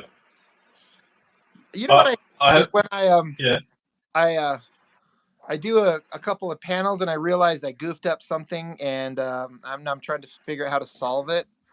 But I've never seen you make a mistake. well, right here. Where's the mistake? Oh, let me try to spot it. It. Oh, which panel? Scene right here. He-Man's grabbed onto Beast-Man's left arm and he folds his arm back at the elbow and snaps it, and there's some bones protruding out. And then the next panel is He-Man punching him in the face. But this arm I've got of Beast-Man's up here in the silhouette foreground drawing is his left arm, and it doesn't look like it's not bent and contorted with bone sticking out like I did just in the previous panel. So if that makes sense, He-Man snaps his arm, and then now it's like a reverse angle. You switch around, the camera goes behind him as He-Man punches him with a hard right hand. But this would be Beast-Man's left arm that just got snapped. So I might have to take this panel in Photoshop and flip it, mirror it. So yeah, you can mirror. I honestly don't think no one probably noticed because it's more probably confusing to try to think about than actually do. Because I can see his arm's kind of broken the last one. That panel, that one there you're working on, like, do you know Daniel Warren Johnson? I know the name. You know him? So you should look up him. So that panel is really, really similar. The guys in the chat will know. There's definitely some. But yeah, it's really similar because he's a lot of brushwork, but his lines, some of your line work is kind of similar to him. So he kind of keeps it a bit looser. But he's really good at drawing fight scenes and stuff. He did I'll probably got it.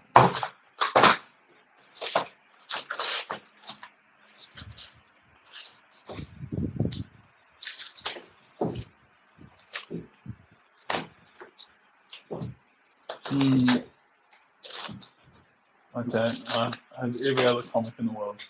But yeah, after the stream, check it out. I reckon you'll like him because he has a pretty loose style, but it's like, I think people kind of catch people off guard because you look at him and you're like, man, they're so loose. But his understanding of perspective is insane. Like, but he draws everything with mostly brush. So it's like, oh yeah, he's just kind of drawn that out. And then I watched the behind the scenes. I'm like, man, yeah, this guy was what I thought he was. He'll grit it all out, but then when he inks it and draws it, he keeps it loose to keep the energy in, which is what you can do, which is good. Unlike me, who'll stiffen stuff up a little bit too much. Sorry, Antoine Dennison saying, Rob, I feel like you've reviewed some of Daniel Warren Johnson's work, Transformers or G.I. Joe. I don't think I've reviewed any Transformers or G.I. Joe books. The one to look at would be what's the Thor guy called? The horse face buff, like Bill. What's his name? Oh, I'm like mind blanking. Beta Red Bill. Yeah. So hold on. So I can bring it up on here. Yeah, I'll have to look it up. I just think you would like him. That's all for no other. Yeah, I'm always interested in finding new artists that I've never seen before and want to like now I got another artist to follow. Yeah, but it's like a journey, man. I mean, that's how I found you. I'm always looking for different stuff, and or people just like watching their workflow. Like I like seeing kind of behind the scenes, like how people kind of construct it to see how bad I am. I'm like, oh yeah, I should really do better.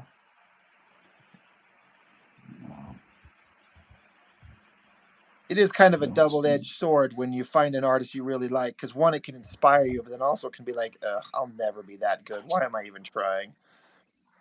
Yeah, here's a good picture for you. Yeah. I try not to think like that anymore. Like I feel like because it's clear now that I've made a progression. I can easily look at my old stuff and be like, okay, I've made a decent amount of headway, over 6 years or something. That I'm not just drawing things that look terrible.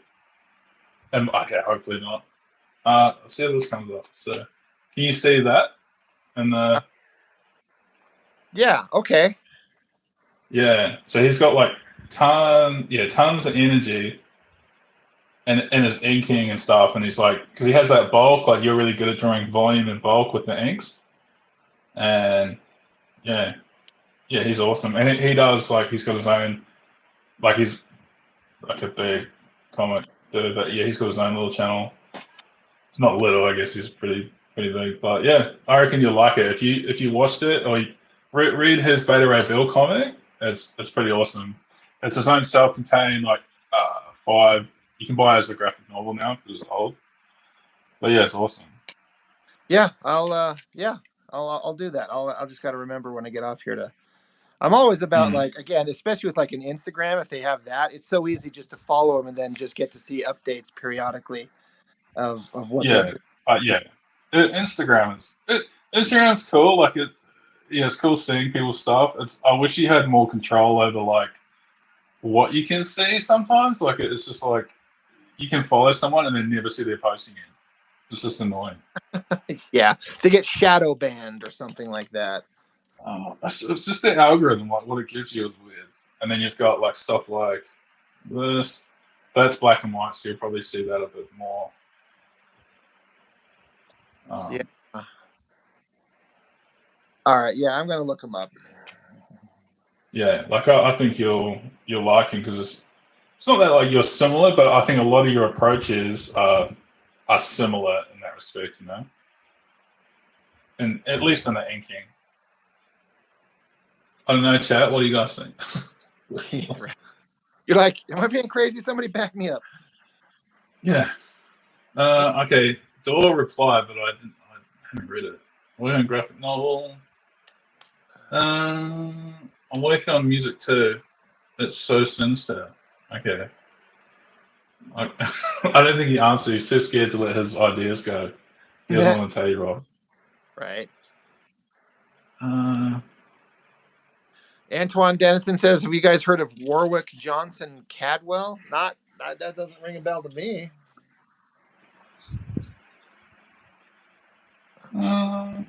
was he an artist?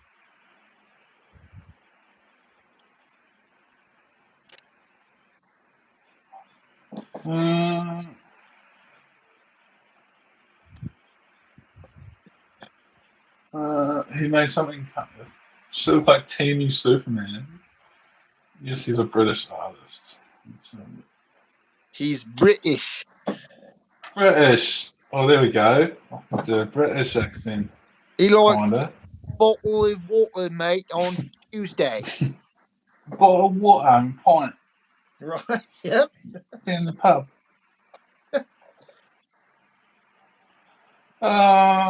Yeah, I wouldn't say he's my style. He's a little bit like he looks kind of like Mignola. He looks very Mignola. Mignola. I can't even say it. Mignola. Mignolia. Mignola. Mignola.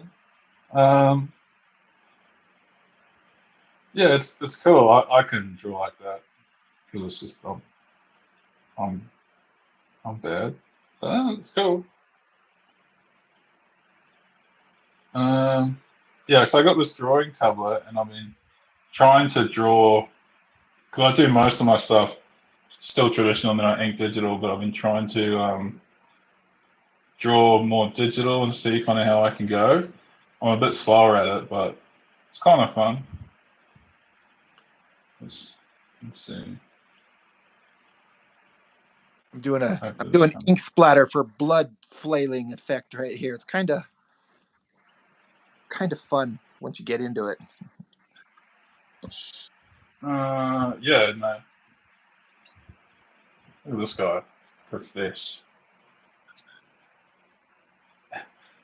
I was going to ask how you don't get it all over your drawing board. It's like, this guy, he's got the setup ready.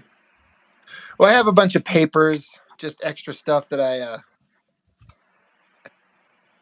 that I throw behind my artboard to kind of protect the table. I've got some white splatter on the table, but I have these things to. Have you used any like screen tone stuff? Like the actual physical paper that you put on and cut out? Yeah, like I think. Well, that's probably the way you'd have to, because you're so old school.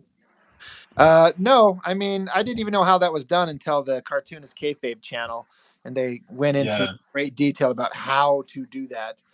And I'm like, that seems amazing, but I don't know that I'd have the patience for it. Yeah, I think I more knew it from manga, because manga, it's like huge. It's like it's such a mainstay of the artwork that it's like it's kind of rare not to have it. So yeah, you get really used to seeing it in manga, but it's a lot. Yeah, you don't really see it as much now. So this is like a stretch. I guarantee probably no one will know who I've drawn here. So this is like me trying to draw digital on the tablet. Oh, the guys in the Discord probably will think I put. Oh no, I didn't say how it was. How do you think it looks like, Rob? I'll give you a hint. It's a DC character. Let's see. The drawing that you're doing, and you're asking me who is it? Yeah. What's his name? That's what we're trying to find out, guys. Seeing how good I am. The iPad's so far away from the camera, I can't really. Yeah, true. I'm because with my standards, I can't get it actually closer. Yeah, I don't know. I don't even have a guess. Nah, it's okay. It is, well, it's my attempt at doing Raj Al Ghul. Oh, okay. Well, that would make sense. I can see topless, of course. Topless Raj Al Ghul. All right, just so we know, because I'm about equality. Okay, guys, so we got to do topless men, but I cover up the woman.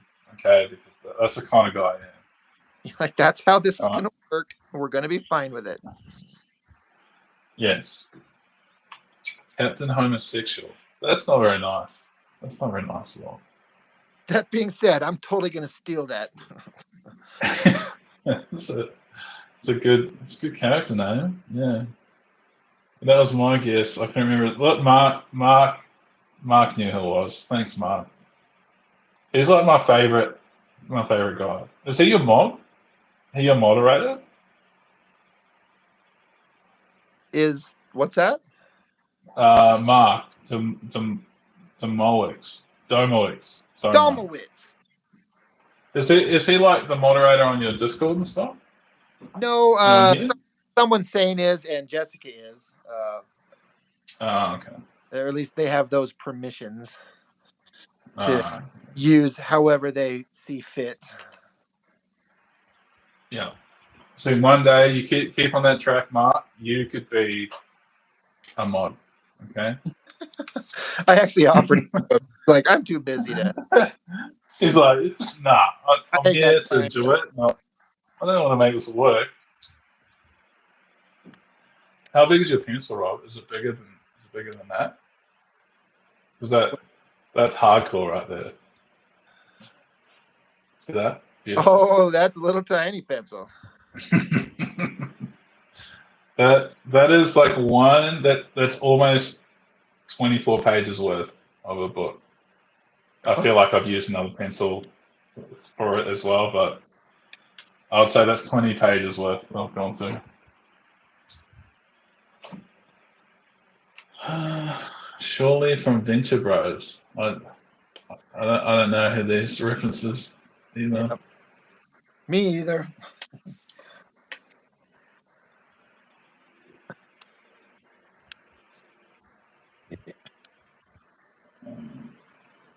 These Post-it notes were a revelation once I saw Jim Lee using them on his artwork. I'm like, oh my gosh, what a perfectly simple way to like just mask off areas in a quick, inefficient way that's super cheap. I'm like, Yeah, so I've never seen him do that. I've seen him do the white. He was the first person I saw do the white flicky thing, like live on stream. Like the inks, like what you got the splatter, but he does it with white as well. yeah. And what it's so funny. Once he did it, you started to see it so like tons of different commission artists and stuff. Like I was like, man, this is everywhere now. So funny. Yeah, I like doing white paint splatter flicking effects. It's really fun. In fact, it's so fun. It's easy to overdo it. He does. Yeah. Okay, I've made that mistake. I feel like I went. What was that Jeff? You know that Jeff piece I did, and it had like the black and white because I did it digital. So digital, you can just kind of go ham. Yeah. And I put way too much splatter and stuff on that. That was just, yeah. I didn't hold back, but I feel like, yeah, you can definitely go too far. But you're just having so much fun in the moment. You're like, oh my god, what else can I do? Yeah. It like looks cool, but I think it was me trying to cover up what I perceived as a mistake. Like I wasn't happy with the kind of fog effects you had going, and then you try to fix it, and you just kind of make it worse. No.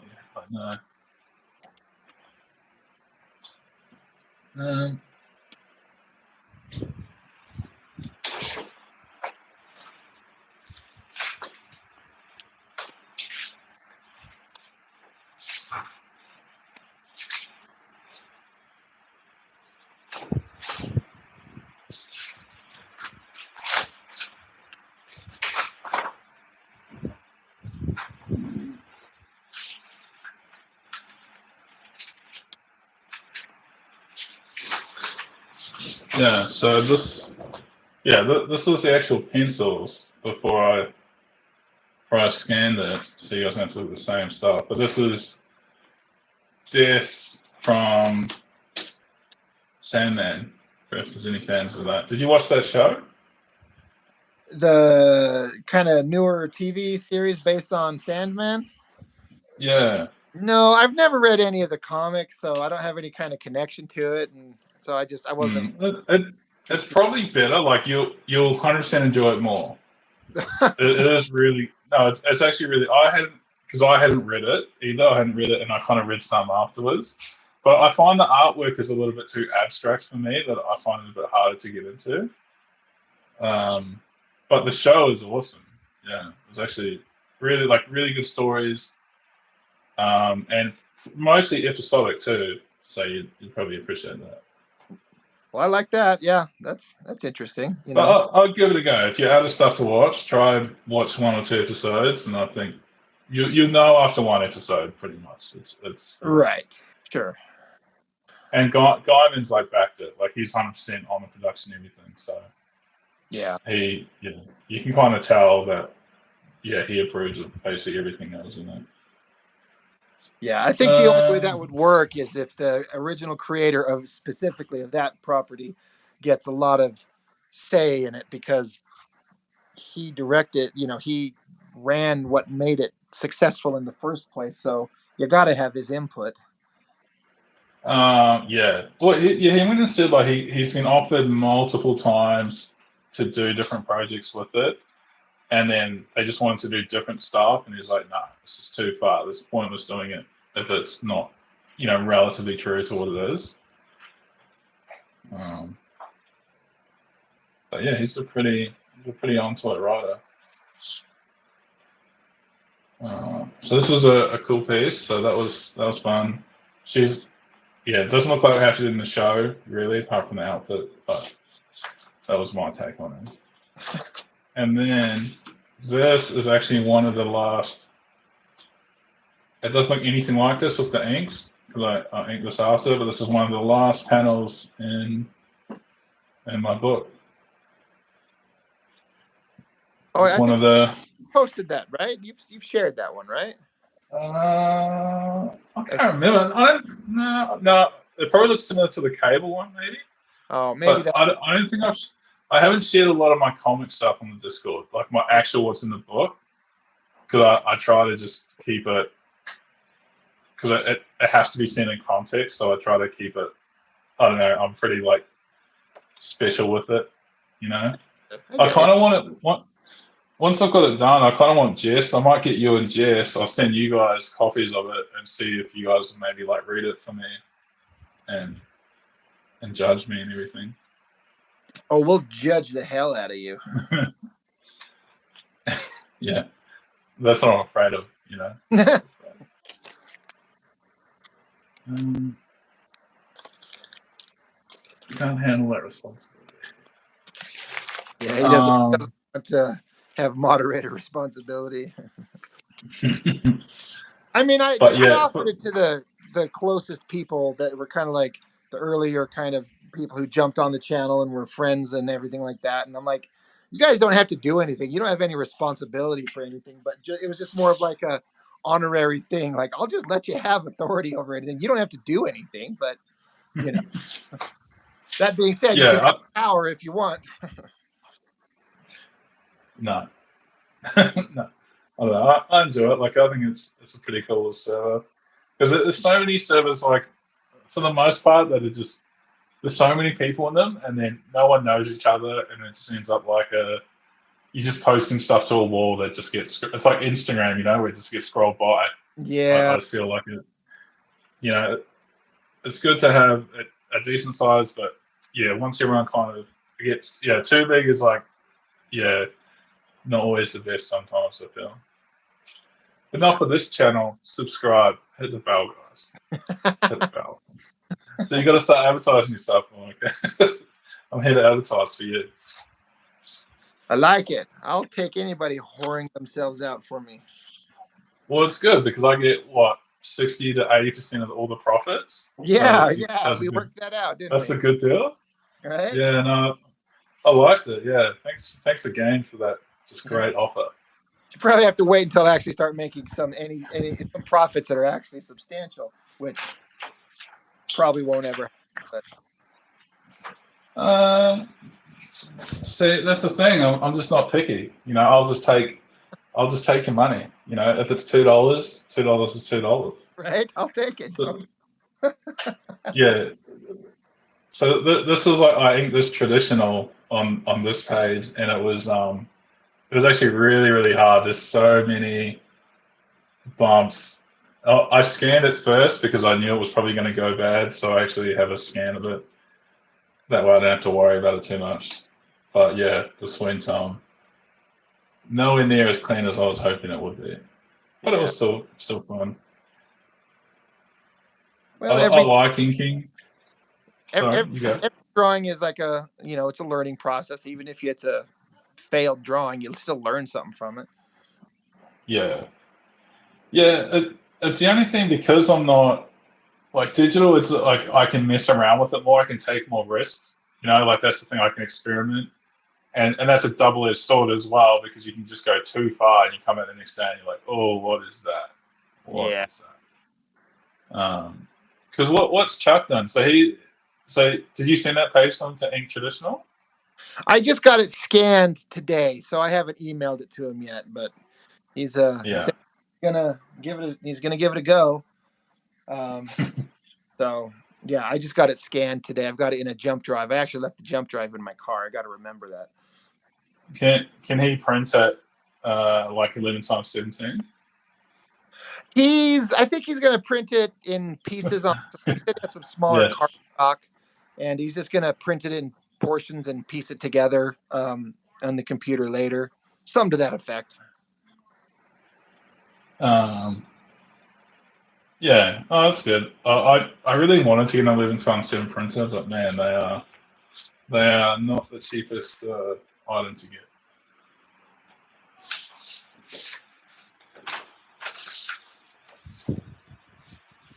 Antoine Dennison says, "Nice, Nathan. Is that camel toe?" Just come on.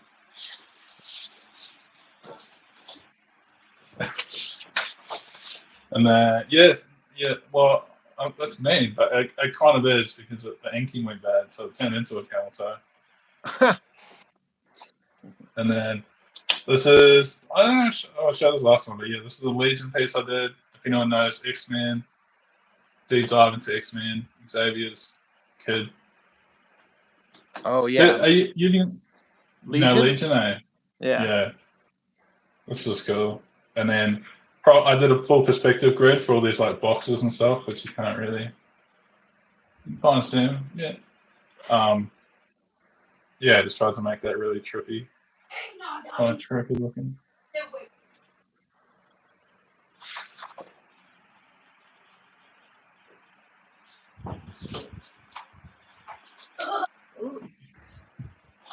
Someone died right there. In the background over with me. Yeah. Yeah. This is my kids in the living room doing what? Okay. Entertaining Doing kids themselves. things. That's good. It's good. Yeah. That's what they should be doing. Well, you grow up and then you're 35 years old sitting on a podcast. Oh. My son's playing Red Dead Redemption online, so he's out there blowing away. So Nice. that's what he's doing. He's on a horse, running around, being pissed off that the cops are chasing him. What's his name from Batman? So it looks like. Okay, well, it's like reading the chat that I've read out of order. Yeah, you have quite a few like you get like quite a few views now. Like you'll see, like you're live, you have like 1,000 views by like the next day. It seems now. Sorry, So what's that? shout out to like your videos. You do a live, like it'll show like 1,000 views like the day after, a couple of days after. Yeah, it reads weird sometimes. Like when you're actually doing it, I don't know how it calculates views, how that works, but yeah, it's kind of weird sometimes how it breaks down. I think you have to watch for a certain amount of time for it to count as a view. So Yeah. I'm not sure either, but yeah. Oh, it's good though. It means like people are watching. I've watched most of you. I was sleeping last night and I was listening to you talk about the Savage Dragon. I was like, you're gonna do it. You're still on the Savage Dragon 1 and 2. So I'm proud of you. Yeah, I noticed that you were happy with that. Like you did I thought it. I'd leave a comment, you know. Yeah. You want to do it? You ready to do it, guys? I was like, at least one person's excited for this, like me. Yeah. Oh, I like it. It's always soothing. Yeah, you know what's hard, man, is I haven't been able to watch Kayfabe. So you know how they started uploading again. Have you watched it? I've some. It has to be something I'm really interested in for me to want to watch it, because there's a little part of me. I assume maybe this is where you're going with it, maybe, but it's like it's kind of hard knowing that he's not there anymore. Yeah, I've been because I used to watch it pretty because it was daily, like most part daily. I listened to it at night while I was drawing and stuff, and then because you don't really have to necessarily watch it, you just have it on its background. You listen to the banter and stuff, and I always thought it was just funny. And but now I found it like I tried to watch 2 minutes, and I was like, oh, dude, I don't know if I can get into the zone to do it. I feel a bit kind of cut. I think I'll get there, but I don't know how many videos they've done afterwards or not. You know, I feel like they've said that they had a huge backlog of stuff that they filmed and hadn't released. So I am curious how long it'll go. Yeah. I haven't checked in about a week or so to see if they're still releasing. I'm just gonna close this window. It's raining really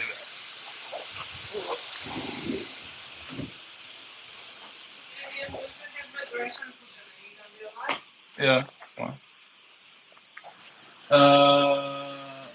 Yeah, so I don't know. I think I'll get there, but I get a little bit like kind of cut about it. Yeah. I want to see what do you reckon he's going to do another channel or something? I can't. I feel like he's not going to continue on that channel.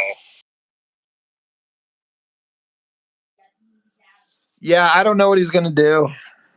I wonder if he even knows. You know.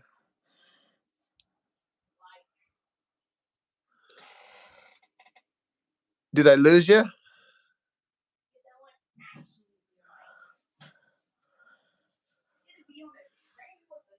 Wonder if his phone ran out of power again.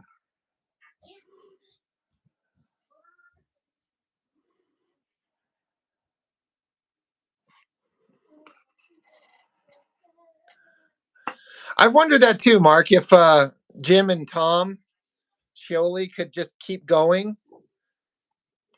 I would be fine with that. I would be certainly on board with that. But I wonder what they're going to do. I feel like I wonder if like they didn't have Tom on that often. I wonder if he lives in a farther away and it's hard for him to get there on a more consistent basis, or how that worked.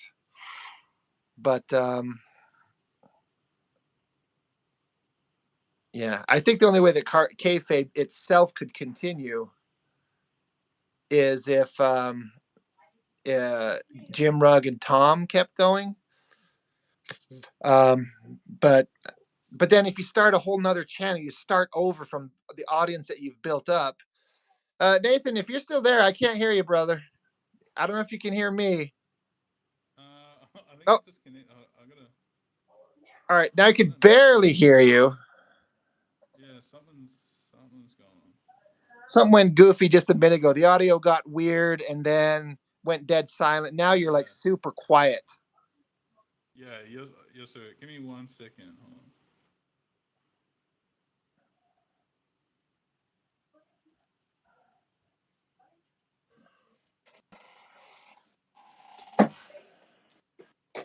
But yeah, Mark, you're right. It's gonna be I know I've said this a lot, but I bet it's really hard for Jim Rugg to know what to do. Did you just keep going? Do you give it up? I wonder if he's pissed off at the audience that went after him and killed his friend. I don't know. I bet he's struggling with knowing what to do. I bet it'd be hard to get back into it too. Um, Knowing that your buddy's gone and like, how do you just keep going? Uh, yeah, I think There's a lot. There's a lot there. Can you hear me okay now? No, it's still quiet. I can barely hear you. Do you? I mean, you could. When Jessica would have problems, she'd just close it out on her end and then just use the link and just rejoin, and usually that would clear it up. You could try that. All right. I'll.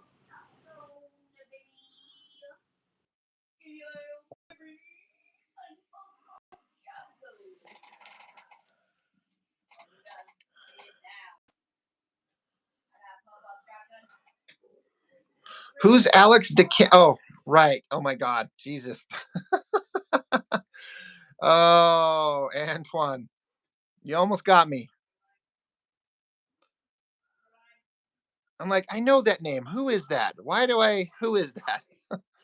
Oh my God, that would be.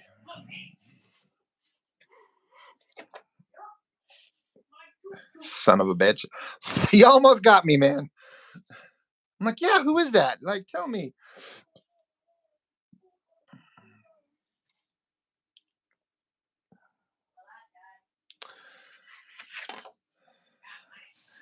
Alex DeCampi, Mark, is one of the bigger like voices in the industry that was pushing against Ed Piskor, blaming him, shaming him. Yeah. Oh, I think we're back. I think we're All good. right. I can hear you better. It sounds like it's. Yeah, Yeah. I think it disconnected with the rain here, and then it must have reconnected just really badly somehow. Yeah. Cool. Um, Yeah, I think it's really hard because it's like he's such a character that it's like you can't replace him, and then anyone else who does it, you're going to get constant comparisons as well. So yeah, I don't know what the answer is there. I mean, it would have to be someone who's really legitimate, like who's like educated very well and just kind of works. Yeah, I don't know. It would. What a hard decision to make. Mm. Yeah, I don't know. I don't think he will. Personally, I feel like he'll. I think maybe he'll do something different. He might, do. I'm sure he'll probably do a video on it at some stage. But yeah, I think everyone's. I think people definitely will follow him. Like they'll support him whatever he does. Yeah, and I think you're right for sure. I just think part of the problem might be you spend so much time and so many years building up your audience, almost get 100,000, and then like start over on a different channel. It seems like such a. I mean, you'd certainly Yeah. get way more subscribers than most other people would to start, but you're still building up. Um, it's what a hard decision. Yeah. I I don't know. Yeah, it's one of those things. I got nothing kind of. Yeah, you got nothing to say because it's just like there's no good decision to kind of come out of it apart from, I hope he does well. Yeah. But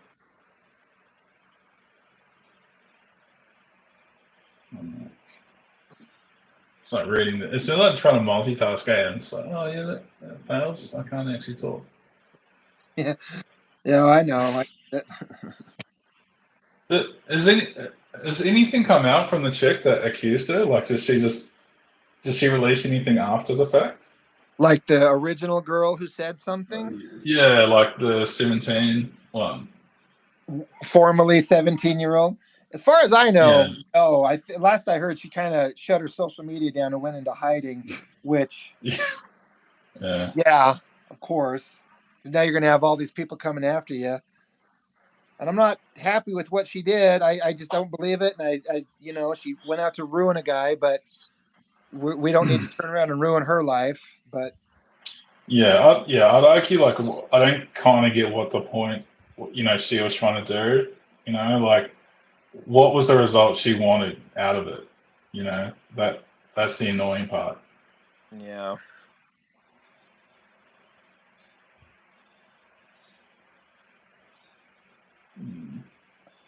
But I'll just honestly reading Ed Piskor's, unfortunately, his suicide note, his breakdown of the Mm. situation, I believe that it just sounds believable. It sounds reasonable. He was like, yeah, I shouldn't have been talking to her, but I wasn't saying anything inappropriate. This is just somebody who knew a lot of similar things. And so we just conversed back and forth, and it was COVID and we were all kind of locked away and alone. So why not chat somebody up? And he's like, maybe I shouldn't have been talking to an underage kid, but I wasn't doing anything Yeah. wrong. There was no malicious intent on my part. And I just, honestly, that seems more believable to me. Yeah, you can argue like, yeah, it obviously wasn't good, but yeah, it's like there's people around that have done things way worse and that don't even feature anything, it just like life goes on for them. But obviously it kind of speaks to him like how guilty, he did feel over it because, obviously he took that kind of action. So I just think he was just like, everyone was piling on him in such an intense way, just going on about what a horrible human being he was. And he's, in his mind, he's like, this is not me at all. If am I so easily dismissed? I would imagine he's thinking, is it so easily, is it so easy to just it's just assume anyone that in the I'm the public worst? domain, Yeah. People just want to jump onto that that trend, I think. Yeah. Yeah. But that's what I put out to Leica when I posted that video, and he was like the first person I saw that like he has an audience, that came out, and I wish he had done it, after it happened, but who knows how much he actually knew. But I wish he had come out like earlier. But yeah, he was like a guy has a massive audience, and he came out with that, and I thought that was pretty cool. Yeah. And that I think enabled a lot of other people to be like, oh, actually, and that gave them more confidence to do it as well. The people who are probably usually quiet about it and stuff. So Yeah. Antoine says she kept the line open with Piscor for 4 years and then tried to turn it into a clout chase, and some folks were waiting for an excuse to attack Piscor. Seems like, here's a guy that's successful and he's brash about it, and he's like, this is what I like, this is what I do, this is what I dislike, and people just were waiting to just jump on him. And then he dies. But they have such a cult. Like, oh, we didn't mean for that to happen. I'm like, yeah, But I've been watching his video because they do have a cult following. That when they're like, one of the last videos I watched, he's like, okay, like I was the guy that was like actively swiping tons of X-Men panels for an X-Men book. He only did 1 or 2 comics or something, but he was like, don't attack this guy, like, don't go after him. We're just doing this because it's funny. And like, he's like, don't do that shit. And because he knows like how toxic the community can be. And that was like before any of this happened, So I was like, is it really people like chasing these guys down? Imagine like going after someone, hey man, 20 years ago, 24 years ago, you did this comics double panel. Yeah. That's like, 3 decades ago. Yeah, bastard. Yeah, I remember. Yeah, I know the video you're talking about. That the guy that just ripped off the Jim Lee panels, and Ed's like, don't go chase him down. Just leave it be. Yeah. On a brighter note, like, do you like Terry Moore? Are you influenced by Terry Moore at all? I'm not influenced or anything. Is that the? I feel like nice guy. Huh? Yeah, Stranger Paradise. Yeah. I'm aware of the work. I've never read any of it. I've never seen any of it. Yeah. So I mean, I don't know anything about him really, except he had a book that was pretty popular. Yeah, no, he's pretty cool. Like his channels, yeah, he kind of just, he's a bit older now. He just kind of talks about, because his books are like really ahead of their time because it's just storytelling, and he's doing their own thing. They're kind of like slice of life, which is like almost like a semi unheard of. It's not really a genre in Western comics, but it is in manga and stuff like that. So that's what it equates to me. Like, I'm sure if there's someone in the chat that reads manga, they'll know what slice of life is, which a lot of people don't like because it's not like action, naked, buff dude, hitting stuff. It'll just be like day-to-day life, and then dealing with, oh man, the grocery guy is so hot, but I don't think he likes me. Like really stupid stuff, but it's funny. But it's a little bit like that, but then it can swing, but he's got different genres. He actually doesn't stick to one genre, but yeah, his art's really cool. And he does it all with brush. Like he's very similar to you, all traditional from the get-go. And it's just crazy to see, like what he's making it and his breakdown of how he does stuff. Yeah, that's what I understood about his work is, it was not superheroic stuff. It was just, just regular people type, but people were responding to it. And I'm like, well, that doesn't interest me, but I hope he's successful. I hope he has a lot of success with it because. I think he is because he's so niche. I think because he's just doing his own thing. Because like his background was like comic strips, like like Peanuts and stuff like that. Yeah. How it's like that really simplified, like character, like little like newspaper comic strips, and he reckoned he tried to do that for years, and he couldn't do it. Like he just kind of got rejected, and he couldn't do it. And then he's like, so he already had his characters. And he's like, okay, well, I'll try to do comics then because that's like the only other way that could work. And he kind of went to it. So then he used his existing characters, drew them in a more like contemporary, like comic way, and then actually did kind of well at it, but kept the same kind of storytelling that was based in reality. It's not like superhero stuff. It's kind of really straightforward. There's different genres. I'm kind of simplifying it, but yeah, he's definitely influential. Like the way he draws faces and the respect he has for the female form. Sometimes how he treats it is pretty cool. And I say that when I draw this, like, so much respect here, guys. I think I nailed it. Right. Hey, I drew this, right? This is a suit. This is a costume. Okay. This is how you draw something and not have to draw an outfit. Exactly. Oh man.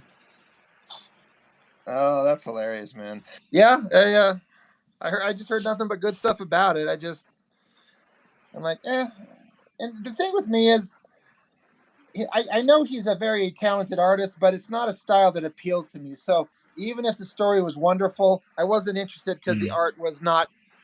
And I'm not talking about flashy superhero shit. It's just a rendering style, shadows, angles, forms that I just know it when I see it. If I'm like, okay, that looks good. It just didn't look interesting. So again, you talking about Terry? dollars that I have to spend on comics back in the day. Oh, so yeah. It's like, yeah, it's interesting how much like it changes. Like I remember, like when even though I came to comics so late, I feel like I followed the same progression. Like I was like, oh man, super detailed is like the best '90s comics veins and like extreme everything. Even though I was so far after that, it was like everything had to be Witchblade, and then over time, the more artwork you see, like you're like, oh, you just become more open to different styles. Yeah, because it's all the same thing. It's all art. It's all art, and sometimes you kind of forget that. So you really like the Witchblade, right? Yeah, I wouldn't say it's my favorite comic of all time, but I like her character design. I like the artists who worked on it a lot. Yeah, I wouldn't say I'm a Witchblade aficionado. If you ask me most questions about Witchblade, I won't know. But yeah. Just have you seen that they're coming out with a new series, like a new spin on it's like reimagining it, retelling the story of Sarah? Yeah. New thing. So it is the OG. So it is Sarah again. But it's just like they're telling it like it's the same characters, but they're just retelling it in a different way. Like it's not the same universe. It's just it's like for a modern audience sort of thing. Modern audiences, something like that. Modern diversity. So did you read this one? I think it was either 2017 or 2019. They rebooted a Witchblade then as well, but it wasn't Sarah. I don't think it was a separate character. Yeah, it was a female writer. I think it was a female artist as well. I remember there was a time on the regular Witchblade series where they had like a female writer and a penciler. I want to say even an inker. Like it was an all-girl crew, which is whatever. I don't care who's doing it as long as it's good. And I don't remember it being bad, but not necessarily outstanding. So, yeah. I'm just trying to see if I've got it. In the chat, Dawn Cummings says, I love your drawings. You're very talented. Well, thank you, Dawn. Red Fox Fires, first good stream I've seen today. Well, thank you. So she's talking about your artwork, right? Didn't say it wasn't mine. It's definitely yours. One of ours. So I was just thanking on both of our behalves. Thanks, Dawn. Yeah, so this is okay. So it turns out I am a Witchblade fan because I have this. This is Volume 2, which I don't actually know if I've read. It doesn't even look familiar to me. It looks good. Like the cover's interesting. I mean, it's just focused on boobs, but it's sold. What do you want? Are you arguing with this? No, that's why I'm like sold. I'm on board. Suddenly I want to read it. So Caitlin, Roberta, I think it is an all-female team. Writer Roberta's the artist, so they've got a male colorer. That's toxic, guys. Toxic. I thought this was okay. It's its own kind of art style. Like, it's not super detailed, and the story was a little bit meh. But I did like the artwork. So the standout for me is the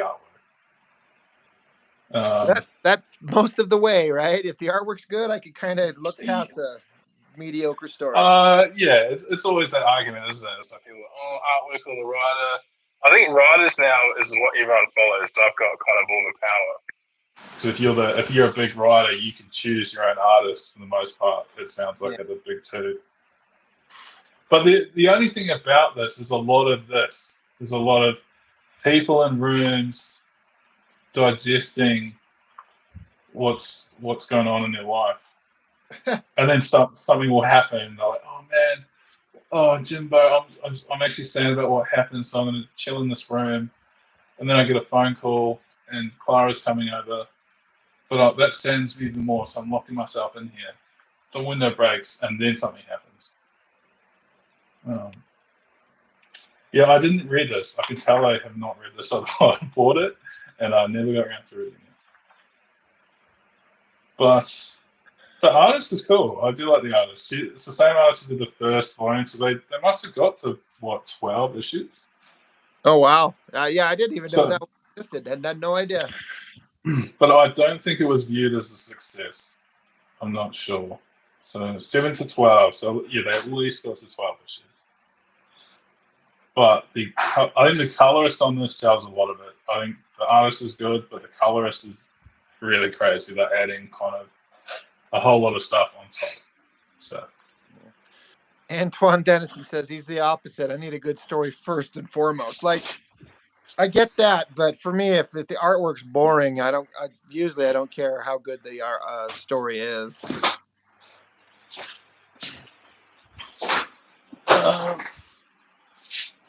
Have you done this?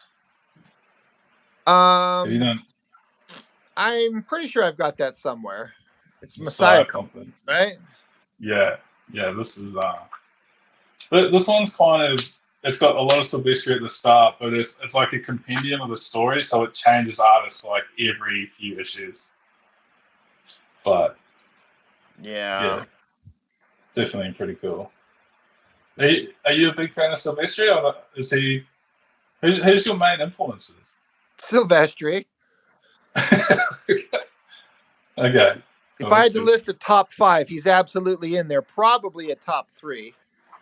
Okay. Yep. Silvestri. Yep. What else we got? Yeah. If I could call anybody, it would be him. Okay. Do your top 3. You don't have to do them in order. Do some of your top artists, but you don't have to go in order. Because I think that's unfair. Silvestri. You like Finch? You a fan of Finch? I like him, but he's not in my top. Maybe not even my top 10, but he's certainly really good.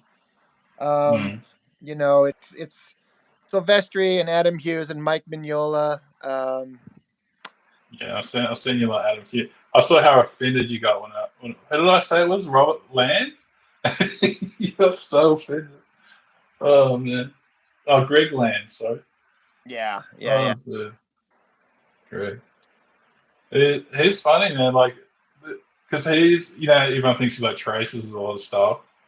There's people who get commissions from him, and they're basically, so he must have like basically pre-made like poses and stuff, and he just changes the characters. So people get commissions, and it's basically the same as someone else's, but it's a different character.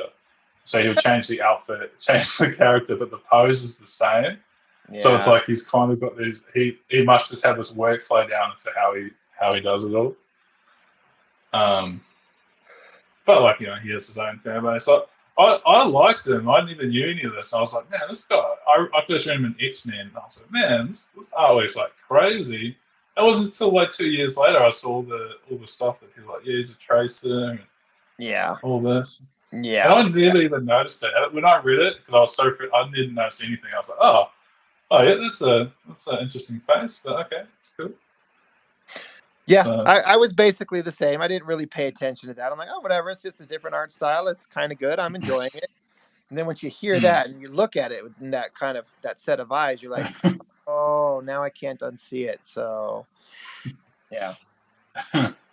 Yeah, but you still do have to argue. Like, you still have to know how to draw. Like, if you trace something, if you get a photo and you trace it, it doesn't look like a comic at all. Like, if you've ever traced something before, or you've lightboxed your stuff, and you see how different it looks by the time you've rendered it and you've done your ink work and lines, it's like a totally different piece, Yeah.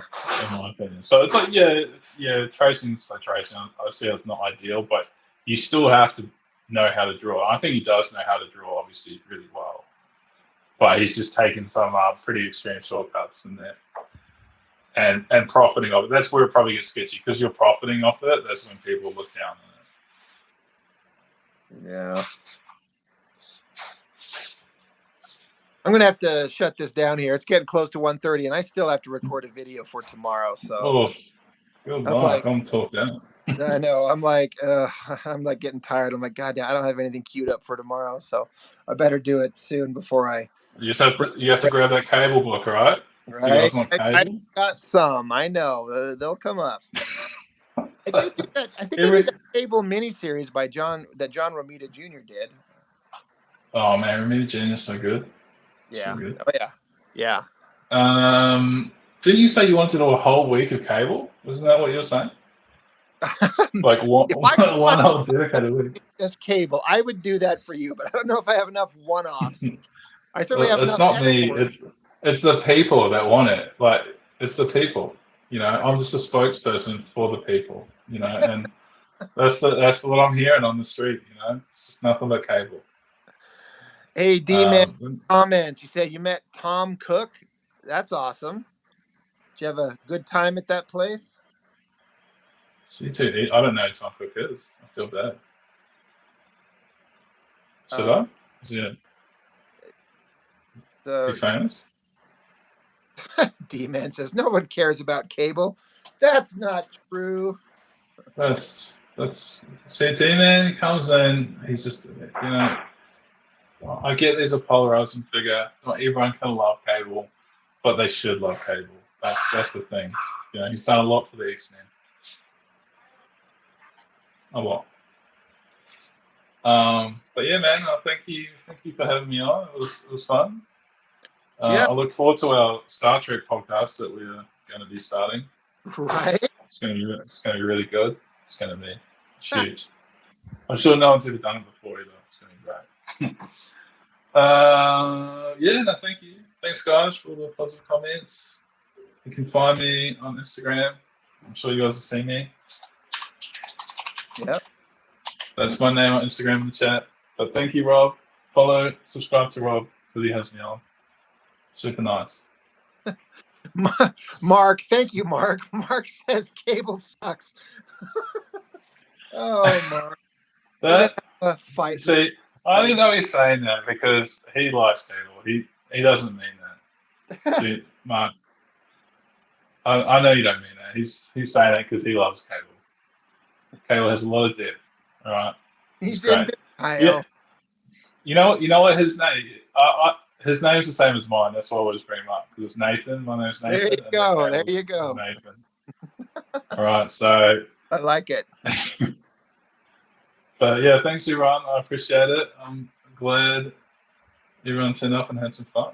Yeah, it was fun. Thanks for stepping in as always, man. It's No, man. it's always I'm fun. not as good as Jess, but I try. All right, talk about. Does Jess like No, Star we're Trek? tell her. Is she a Star Trek fan? She is.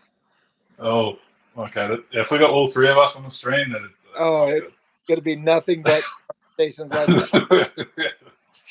It's gonna be bad. All right, guys. Thank you. Thank you so much. Yeah, all right, See you guys. soon. Catch y'all later. And Mark Domowitz, thank you, brother. Thank you. It's very generous, man. All right, I'm gonna pass out, so I gotta record a video. All right, guys. Catch you later.